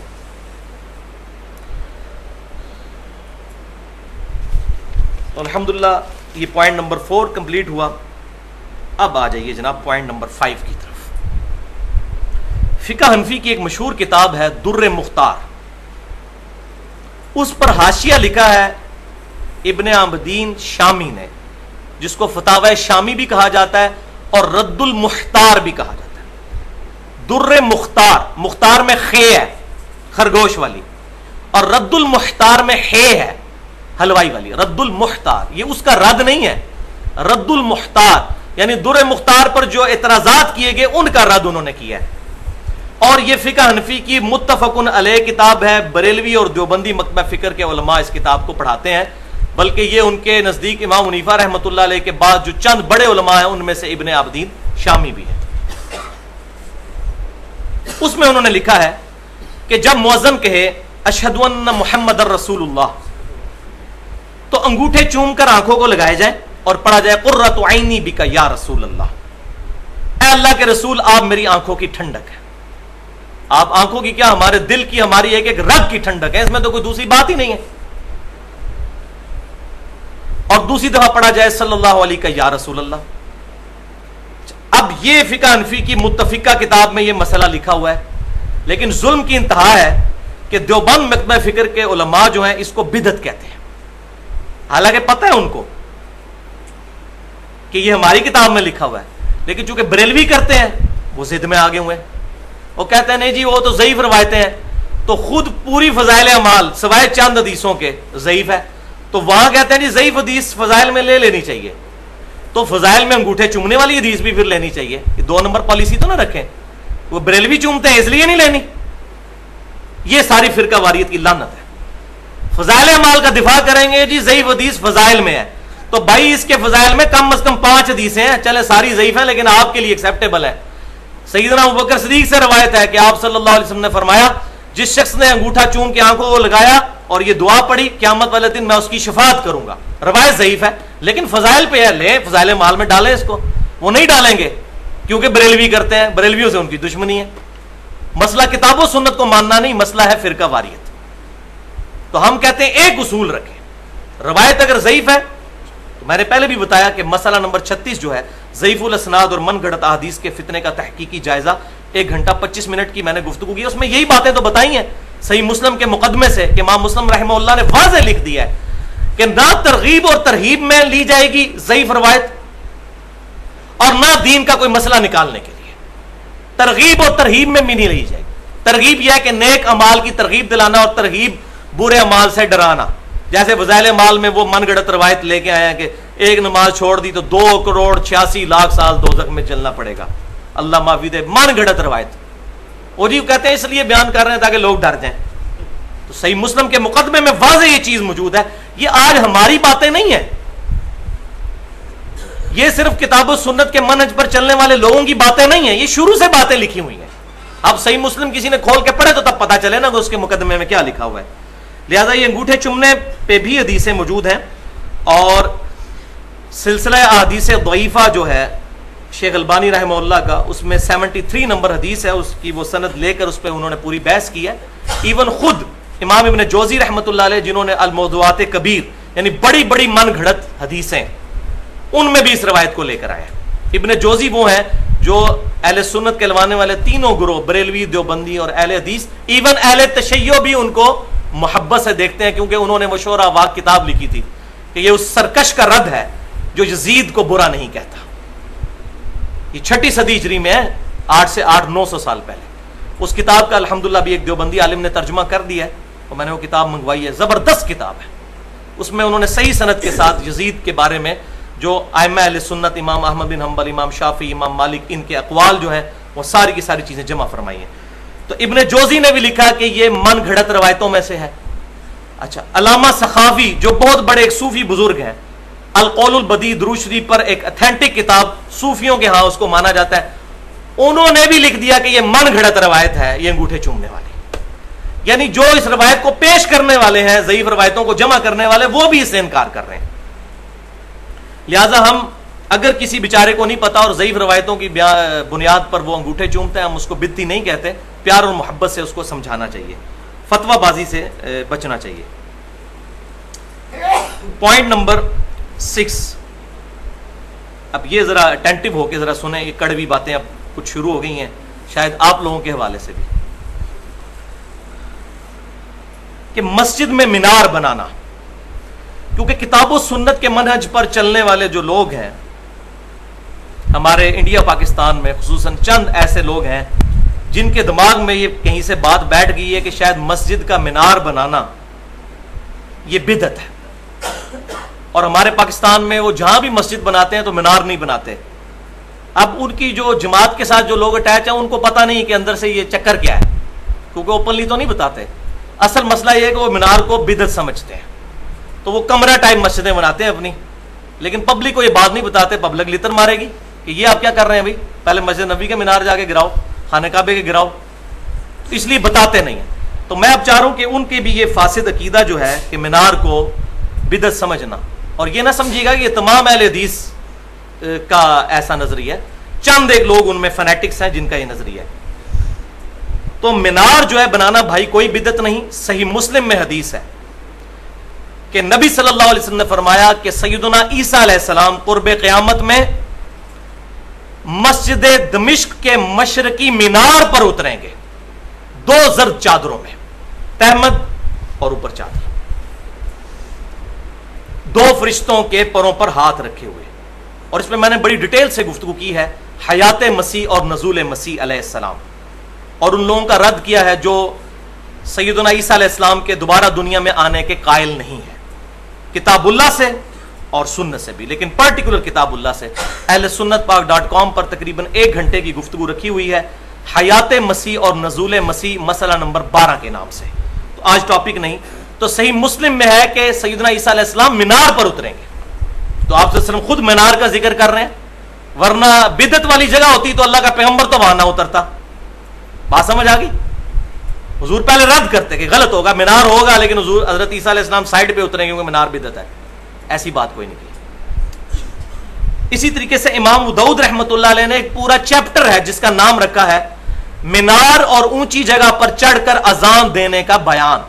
چونکہ اذان کے ساتھ ریلیٹڈ ہے نا مینار بیسیکلی تو بنایا اسی لیے گیا ہے ایک اونچی جگہ پر چڑھ کے اذان دی جائے تاکہ دور دور تک آواز جائے. اس کا مقصد تو یہ ہے، جس طرح آج کل سپیکر لگتے ہیں مناروں کے اوپر، تو لہذا اس کو بدعت سمجھنا بے وقوفی ہے. امام ابو داؤد نے باقاعدہ ہیڈنگ بنائی ہے مینار اور اونچی جگہ پر اذان دینے کا بیان. اس میں ایک روایت لے کر آئے ہیں کہ بنی نجار کی ایک عورت کہتی ہے کہ مدینہ شریف میں سب سے اونچا گھر میرا تھا، تو سیدنا بلال میرے گھر کے اوپر چڑھ کر اذان دیا کرتے تھے. اور اس کا ذکر صحیح مسلم میں بھی ہے. اما عائشہ فرماتی ہیں رضی اللہ تعالی عنہا کہ سیدنا بلال رضی اللہ تعالیٰ عنہ اذان دے کر نیچے اترتے تھے اور ابن ام مکتوم فجر کی اذان کے لیے پھر اوپر چڑھتے تھے اونچی جگہ پر. اسی کی آج شکل جو ہے وہ مینار موجود ہے. لہٰذا یہ کوئی بدعت نہیں. صحیح مسلم سے میں نے بتا دیا کہ عیسیٰ علیہ السلام بھی مینار پر اتریں گے. لہٰذا میرے نزدیک کتاب و سنت کے دلائل پر اس پر اجماع ہے کہ مسجد کے مینار ہونے چاہیے. ہاں اس میں دوسری ایکسٹریم یہ نہیں کہ کروڑوں اربوں روپیہ مینار کے اوپر لگا دیا جائے.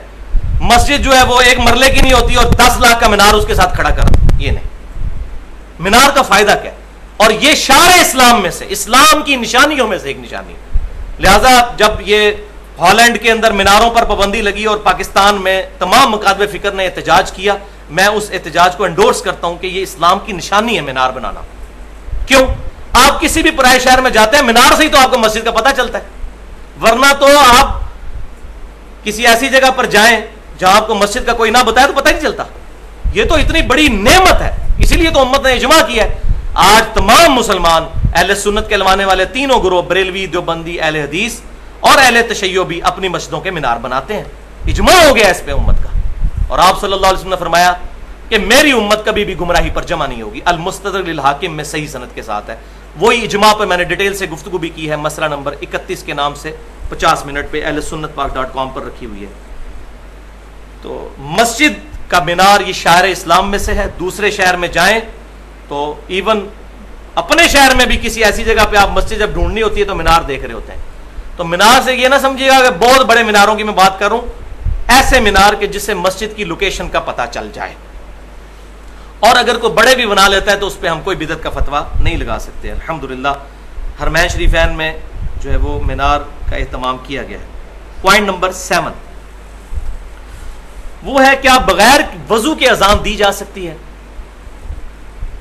تو اس میں ایک ضعیف روایت ہے جامعہ ترمذی میں کہ آپ صلی اللہ علیہ وسلم نے فرمایا کہ صرف باوضو شخص ہی اذان دے.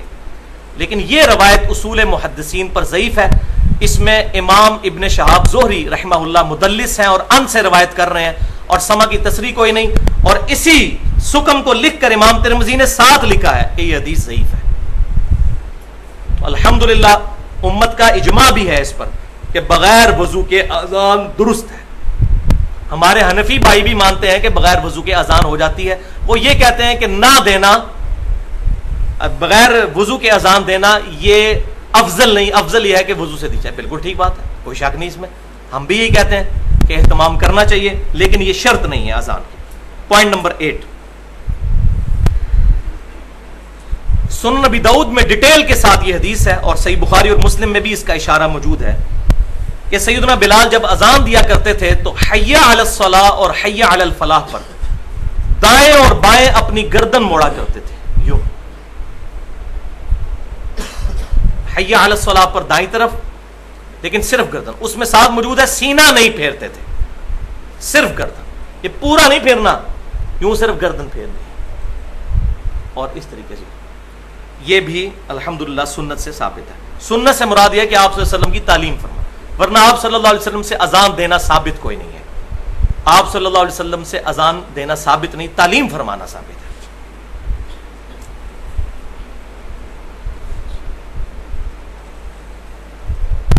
اس میں ایک بات نوٹ کر لیجئے کہ صحیح بخاری اور مسلم میں متفق علیہ حدیث ہے کہ آپ صلی اللہ علیہ وسلم بارش والے دن حی علی الصلاۃ کی جگہ تعلیم فرمایا کرتے تھے الصلاۃ فی الرحال, کہ نماز اپنے گھروں میں پڑھ لو, یا صلوا فی بیوتکم, نماز اپنی گھروں میں ہی پڑھ لو. یہ صحیح بخاری میں بھی ہے اور صحیح مسلم میں. بلکہ صحیح بخاری اور مسلم میں ابن عباس رضی اللہ تعالیٰ عنہما کہتے ہیں بارش ہوئی تو انہوں نے بھی یہ اناؤنسمنٹ کروائی اور فرمایا کہ آپ صلی اللہ علیہ وسلم تو جمعے کے دن بارش ہوئی تو آپ صلی اللہ علیہ وسلم نے اناؤنسمنٹ کی کہ گھروں میں نماز پڑھ دو. اور آپ صلی اللہ علیہ وسلم نے ساتھ ہی فرمایا کہ میں نہیں چاہتا کہ تم مسجد میں آتے وقت کیچڑ اور مٹی کا شکار ہو جاؤ, اس لیے گھروں میں نماز پڑھ لو. حریص علیکم بالمؤمنین رؤوف الرحیم. الحمدللہ. لہٰذا یہ پاکستان میں بدقسمتی ہے کہ سوائے اہل سنت میں سے اہل حدیث مکتبہ فکر کے اور کوئی سنت پر عمل نہیں کرتا. میں دیوبندیوں اور بریلوی علماء سے بھی ریکویسٹ کروں گا کہ بارش کے دن اس سنت پر خصوصاً گاؤں ایریا میں تو عمل کریں. شہروں میں ضروری نہیں ہے کیونکہ اس میں ساتھ موجود ہے کہ کیچڑ اور مٹی سے بچانے کے لیے تھا. تو چونکہ ہماری گلیاں تو پکی ہیں, سڑکیں موجود ہیں, لہٰذا اگر کوئی مسجد میں آ کر نماز پڑھنا چاہتا ہے تو ٹھیک ہے, لیکن سنت پر عمل کرتے ہوئے اگر یہاں پر بھی کوئی بولے گا تو انشاءاللہ اس کو ثواب ملے گا.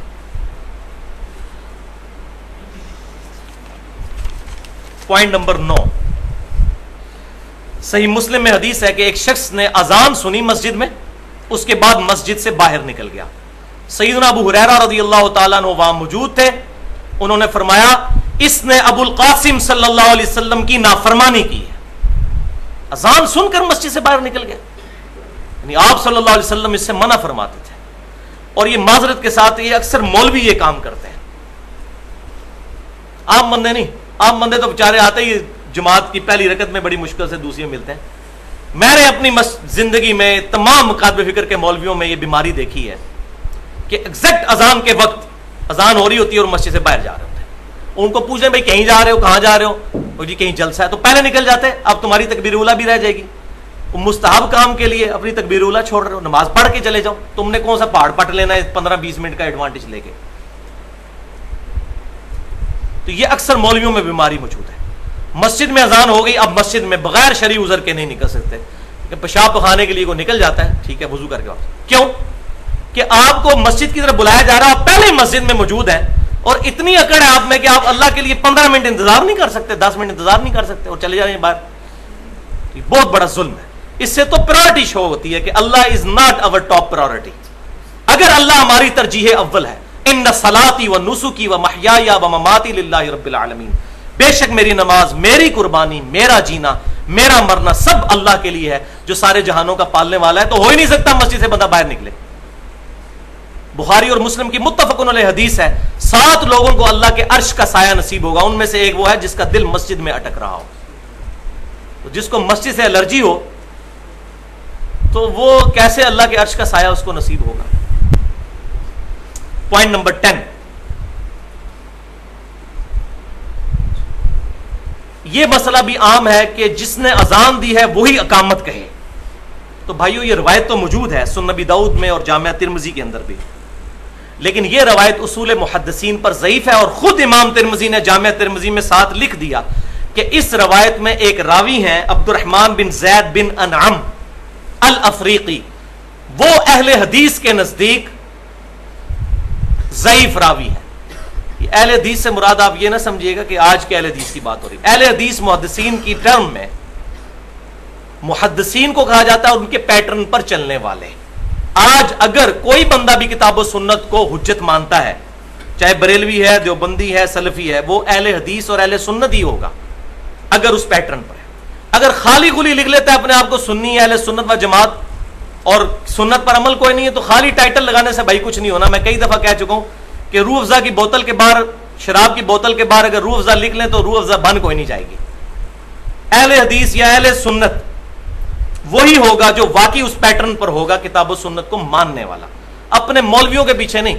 یہ نہ ہو کہ وہ امام حنیفہ رحمۃ اللہ علیہ کی بات کو کتاب و سنت پر ترجیح دے رہا ہو, ان کی رسپیکٹ اپنی جگہ, یا اسی طریقے سے امام ابن تیمیہ رحمۃ اللہ علیہ کی بات کو کتاب و سنت پر ترجیح دے رہا ہو, یا امام جعفر الصادق رحمۃ اللہ علیہ کی بات کو کتاب و سنت پر ترجیح دے رہا ہو.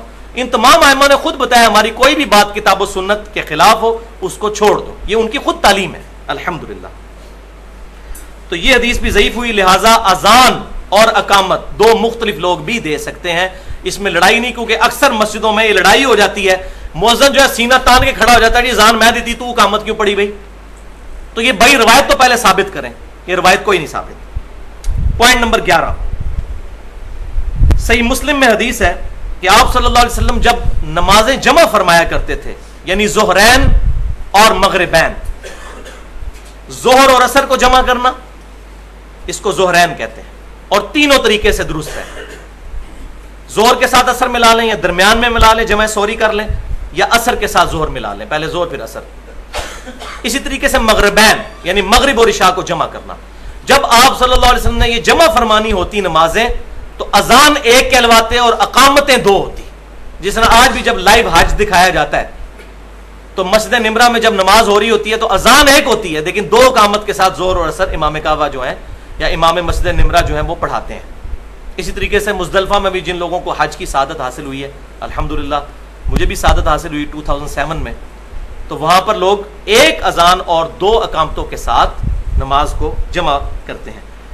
یہ جو جمع والا مسئلہ ہے یہ آج میں ایڈریس نہیں کروں گا. مسئلہ نمبر 29 کے نام سے 40 منٹ کی ڈیٹیل میری گفتگو ہے, مجاہد اور مسافر کی نماز کے صحیح احکام و مسائل. اس میں نے مسافر کی نمازوں کو جمع کرنا, اور یہ جو اہل تشیع کا سٹانس ہے ظہرین اور مغربین والا, اس کے بارے میں کہ یہ کہاں تک درست ہے اور کہاں تک نہیں درست, مکمل طور پہ تو وہ ڈینائیبل نہیں ہے. وہ روایتیں تو صحیح مسلم میں بھی ملتی ہیں, لیکن آج محل نہیں میں ان کو ڈیٹیل سے بیان کروں. پوائنٹ نمبر 12, صحیح مسلم میں کہ آپ صلی اللہ علیہ وسلم نے فرمایا جب فرض نماز کی اقامت ہو جائے تو کوئی نماز بھی درست نہیں ہے. فرض نماز کی اقامت ہو جائے تو کوئی نماز درست نہیں سوائے فرض نماز کی.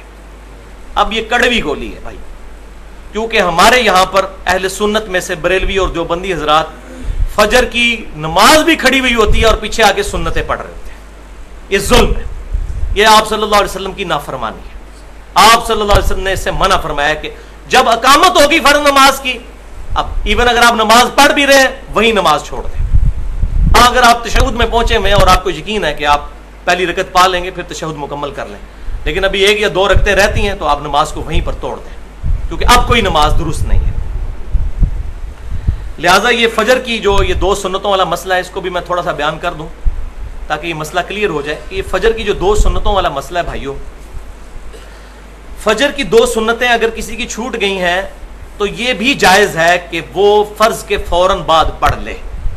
جامعہ ترمذی اور سنن ابی داؤد میں روایت موجود ہے، لیکن وہ دونوں روایتیں ضعیف ہیں.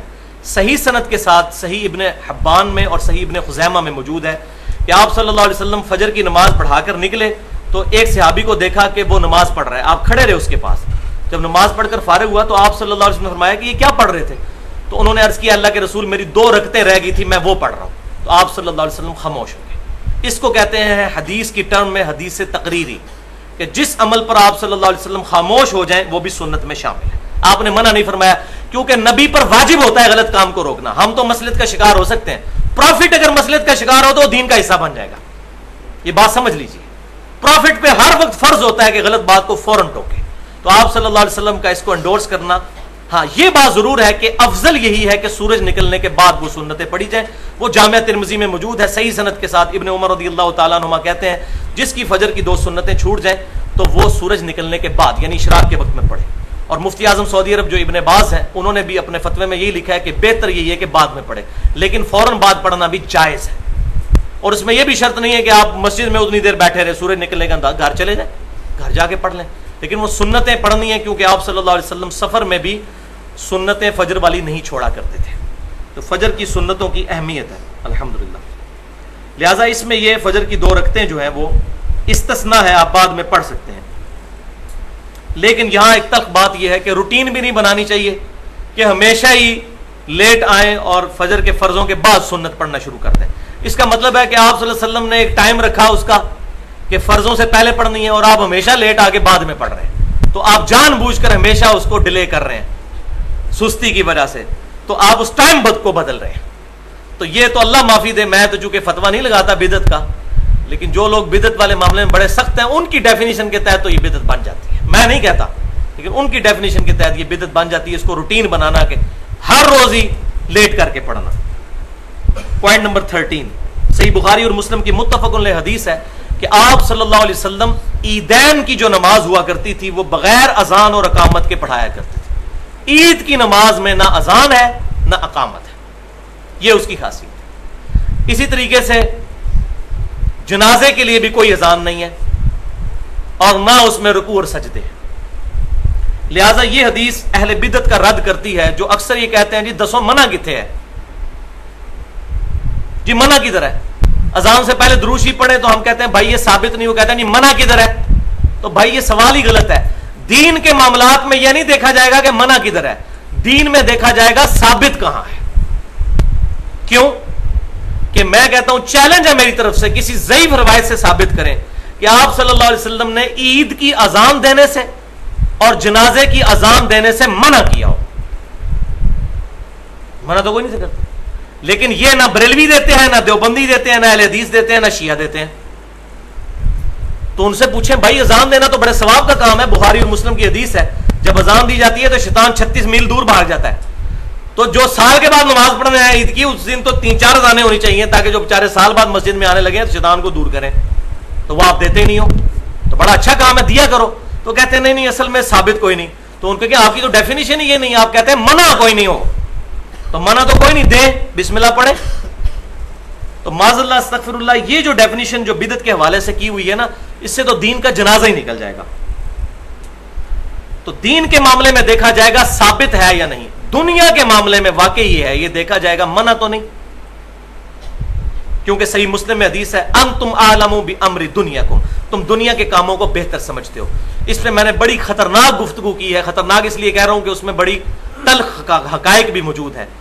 مسئلہ نمبر 39 کے نام سے 35 منٹ کی گفتگو ہے، علم وحی اور علم سائنس کی اہمیت اور ان کا دائرہ کار. اس میں نے پھر ڈیٹیل کے ساتھ یہ چیز ایڈریس کی ہے کہ کن چیزوں کو دین میں دیکھا جائے گا کہ ثابت ہے، دین والی چیزیں دیکھا جائے گا ثابت ہے یا نہیں، دنیا میں دیکھا جائے گا منع ہے یا نہیں. اب یہ جو کہہ رہے ہوتے ہیں جی قالین مسجد میں ڈال لیتے ہیں یہ بدعت نہیں، تو منع کہاں ہے بھائی؟ یہ دنیا والے معاملات ہیں. مسجد میں قالین ڈالنا، پنکھا لگانا، کیا کوئی بندہ نیت کرتے وقت اپنے ذہن میں، جو زبان سے تو نیت ثابت نہیں ہے لیکن دل میں نیت کو حاضر کرتے وقت کیا یہ نیت کرتا ہے کہ اوپر اس قالین کے نیچے اس پنکھے کے منہ طرف خانہ کعبہ شریف؟ تو یہ دین کا حصہ تو نہیں ہے، یہ دنیاوی معاملات ہیں. اس میں اسی طریقے سے الیکٹرانک کاؤنٹر استعمال کر لینا تسبیح کی جگہ پر، تو کاؤنٹنگ کا ایک ذریعہ ہے، کر سکتے ہیں. ہوائی جہاز پر یا بحری جہاز پر حج کے لیے جانا ایک ذریعہ ہے. آپ کو کہ جی نبی صلی اللہ علیہ وسلم تو گدھے پر جاتے تھے یا گھوڑے یا اس پر اونٹ پر، تو آپ کیوں جاتے ہیں؟ یہ بدعت ہے. تو یہ دنیاوی معاملات ہیں. اس کے بارے میں الحمدللہ نبی صلی اللہ علیہ وسلم نے مطلقاً اجازت مرحمت فرما دی ہے. وہ صحیح مسلم میں حدیث ہے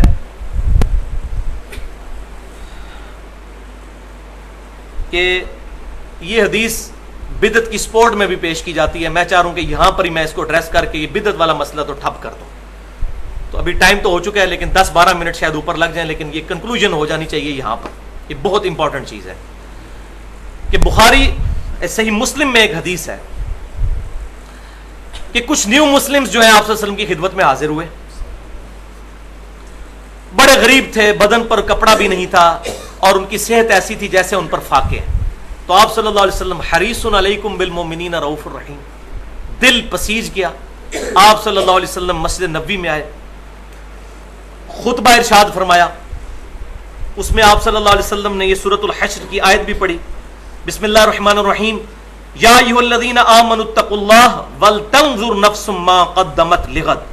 اے ایمان والو اللہ سے ڈرو اور ہر جان یہ دیکھے کہ اس نے آگے کے لیے کیا بھیجا ہوا ہے. یعنی اللہ کے حضور، اللہ کے ڈیوائن بینک میں سٹور کروا لو اللہ کی راہ میں مال خرچ کر کے. پھر آپ صلی اللہ علیہ وسلم نے مال خرچنے کی ترغیب دلائی. ایک صحابی گئے، وہ گھر سے اشرفیوں کا تھیلا اٹھا کر لائے، اور صحابی کہتے ہیں کہ اتنا وزنی تھا کہ وہ بمشکل ہی اس کو اٹھانے میں کامیاب ہو رہے تھے، گھسیٹتے ہوئے لے کے آئے تھے. انہوں نے لا کر مسجد نبی میں صحن میں لا کے وہ رکھا. اب ظاہر ہے جب لوگوں نے یہ دیکھا تو میرے جیسے کوئی کمزور دل لوگ بھی تھے، ان کے دل میں بھی آیا کہ چلو 2-4 کھجوریں ہم بھی یہاں پہ رکھ دیں، انگلی کٹا کر ہم بھی شہیدوں میں شامل ہو جائیں. تو اس صحابی کی وجہ سے اتنا جذبہ دیکھ کر باقی لوگ بھی لانا شروع ہو گئے چیزیں، اور مسجد نبی میں ڈھیر لگ گیا. اور حدیث کے الفاظ ہیں حضور کا چہرہ اس طرح ہو گیا جیسے سونا چمک رہا ہوتا ہے خوشی کے ساتھ. پھر آپ صلی اللہ علیہ وسلم نے وہاں پر فرمایا، جس نے اسلام میں اچھی سنت کو جاری کیا، سنتن حسنتن، جس نے اسلام میں اچھی سنت کو جاری کیا اس کو اس کا ثواب ملے گا، اور اس پر عمل کرنے والوں کا ثواب بھی اس کو ملے گا، اور عمل کرنے والوں کے ثواب میں بھی کمی نہ ہوگی. اور جس نے اسلام میں بری طریقے کو رائج کیا، سنتن سیئتن، تو اس کا وبال اس پر تو ہوگا، بعد والوں کا وبال بھی اس پر ہوگا، اور ان کے وبال میں کمی نہیں آئے گی. تو یہاں بدعتن حسنتن نہیں ہے، یہ ہے سنتن حسنتن. یہ سنتن حسنتن اور سنتن سیئتن، بری سنت. تو یہ طریقہ، تو طریقہ اڈاپٹ ہو سکتا ہے، لوگ کرتے ہیں اس طرح. مثلا جس بندے نے بھی پہلی دفعہ قرآن پاک کو CD پہ رائٹ کیا ہے، تو قرآن و حدیث سے تو ثابت نہیں، وہی قرآن کا ایک طریقہ نکالا کہ CD پہ رائٹ کیا یا اس کا سافٹ ویئر بنایا، اس کو ثواب ملے گا. مکتبۃ الشاملہ بنایا جس بندے نے، ہزاروں حدیث کی کتابیں اور تفسیریں اس پہ رکھ دی ہیں، اور عربی میں سرچ بھی موجود ہے. جس نے بھی وہ کام کیا تو اس نے اسلام میں اچھا طریقہ جاری کیا. اس طریقے سے الیکٹرانک کاؤنٹر جس نے بنایا ہے، وہ تسبیح سے ذرا مشکل ہوتی تھی، وہ ذرا آسانی ہوگی. تسبیح بھی ٹھیک ہے، سنن نبی داؤد میں حدیث موجود ہے، میں بتا چکا ہوں پہلے بھی، تو اس کو ثواب ملے گا. اسی طریقے سے کسی بندے نے مسجد میں پنکھا لگوایا، اس کو ثواب ملے گا، جس نے بھی اچھا طریقہ جاری کیا. لیکن وہ حدیث یاد رکھیں، بخاری اور مسلم کی متفق علیہ حدیث ہے، من احدث فی امرنا ھذا فہو رد، جس نے ہمارے دین میں کوئی چیز داخل کر دی وہ مردود ہے. دین میں کوئی چیز داخل نہیں ہو سکتی. وہ آپ پہلے سن چکے ہیں. صرف چھینک کے جواب میں بسم اللہ الحمدللہ والسلام علی رسول اللہ پڑھا تو عبداللہ بن عمر نے منع فرما دیا، کیونکہ دین میں ایڈیشن ہوتی تھی. دنیا کے معاملے میں انتم عالم بامر دنیاکم، صحیح مسلم میں اوپر تلے 4 حدیثیں.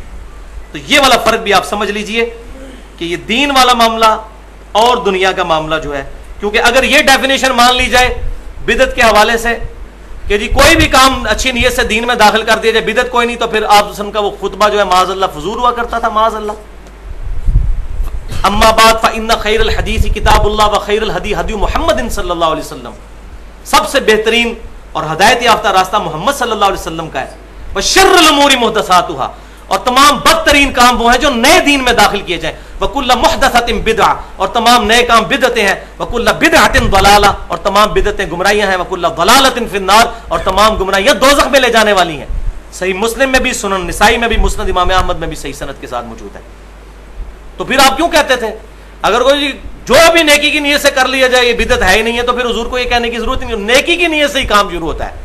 ہمارے اہل تشیع بھائی جو ماتم کرتے ہیں گناہ کھٹنے کے لیے نہیں کرتے، نیکی کی نیت سے ہی کرتے ہیں.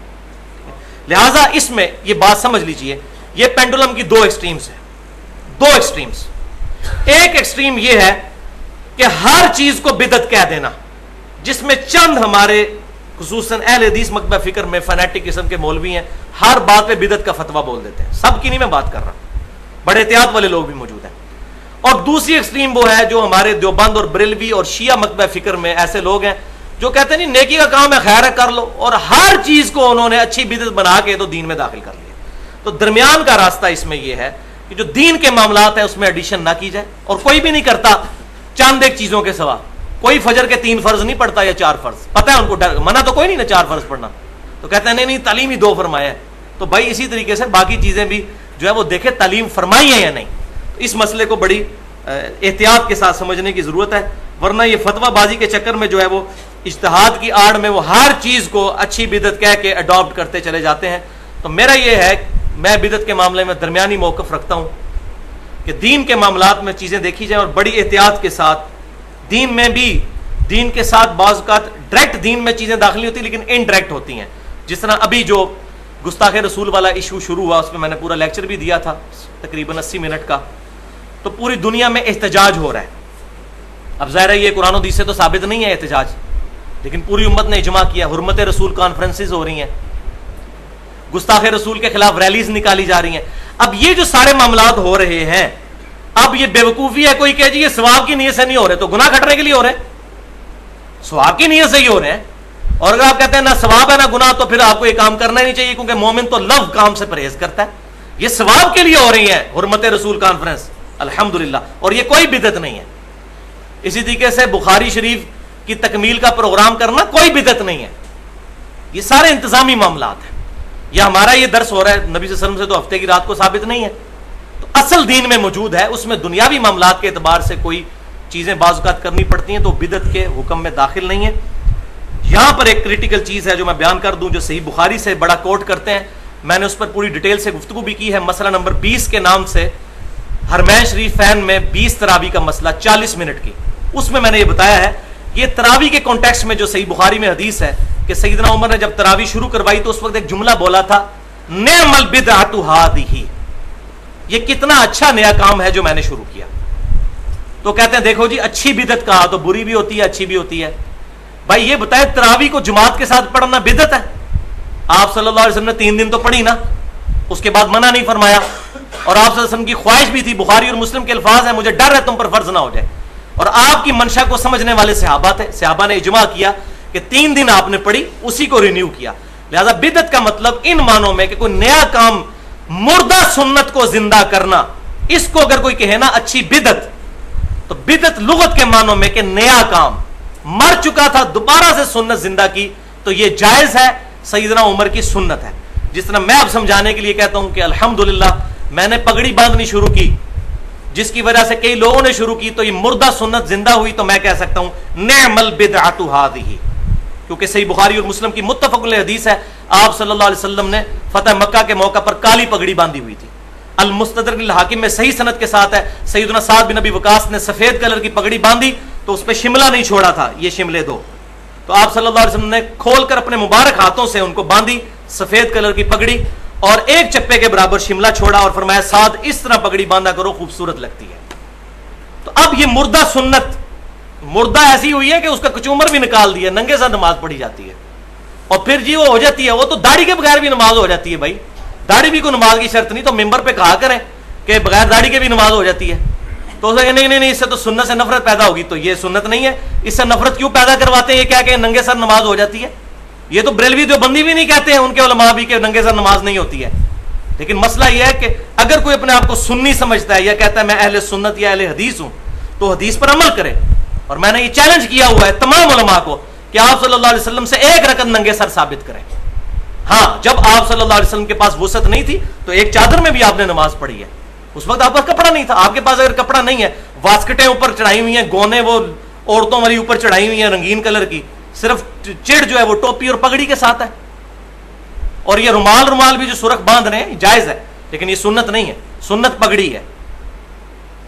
یہ چادر سفید کلر کی اوپر لی جائے یا ٹوپی رکھ لی جائے. تو اب اپنی چیزیں اس طرح عام کر دینا اور سنت کو پس کچھ ڈال دینا کہ جو چونکہ بریلوی باندھتے ہیں اس لیے ہم نے پگڑی نہیں باندھنی, یہ تو بات غلط ہوئی. اور رنگوں کا بھی کوئی چکر نہیں ہے. ہاں, اگر رنگ کوئی نشانی کے طور پہ بناتا ہے کہ میں صرف سبز باندھوں گا باقی نہیں باندھوں گا, وہ پھر فرقہ واریت کر رہا ہے. فرقہ واریت کی وجہ سے غلط ہے. ادروائز رنگ کوئی بھی باندھ سکتے ہیں. ہم کپڑے کیا حضور کے رنگ والے پہن رہے ہیں؟ یہ تو کسی نے نہیں کبھی غور کیا کہ آپ صلی اللہ علیہ وسلم نے اس رنگ کے کپڑے پہنے ہیں. سبز پگڑی سے چیڑ ہو جاتی ہے کہ جی یہ سبز ثابت نہیں ہے. او بھائی نہیں ثابت, آپ سفید اور کالی باندھو تو صحیح نا. اس طرف تو آؤ. اس پہ ڈاکٹر ذاکر نائک کا ایک پورا لیکچر ہے بہت پیارا. If label shows your intent wear it.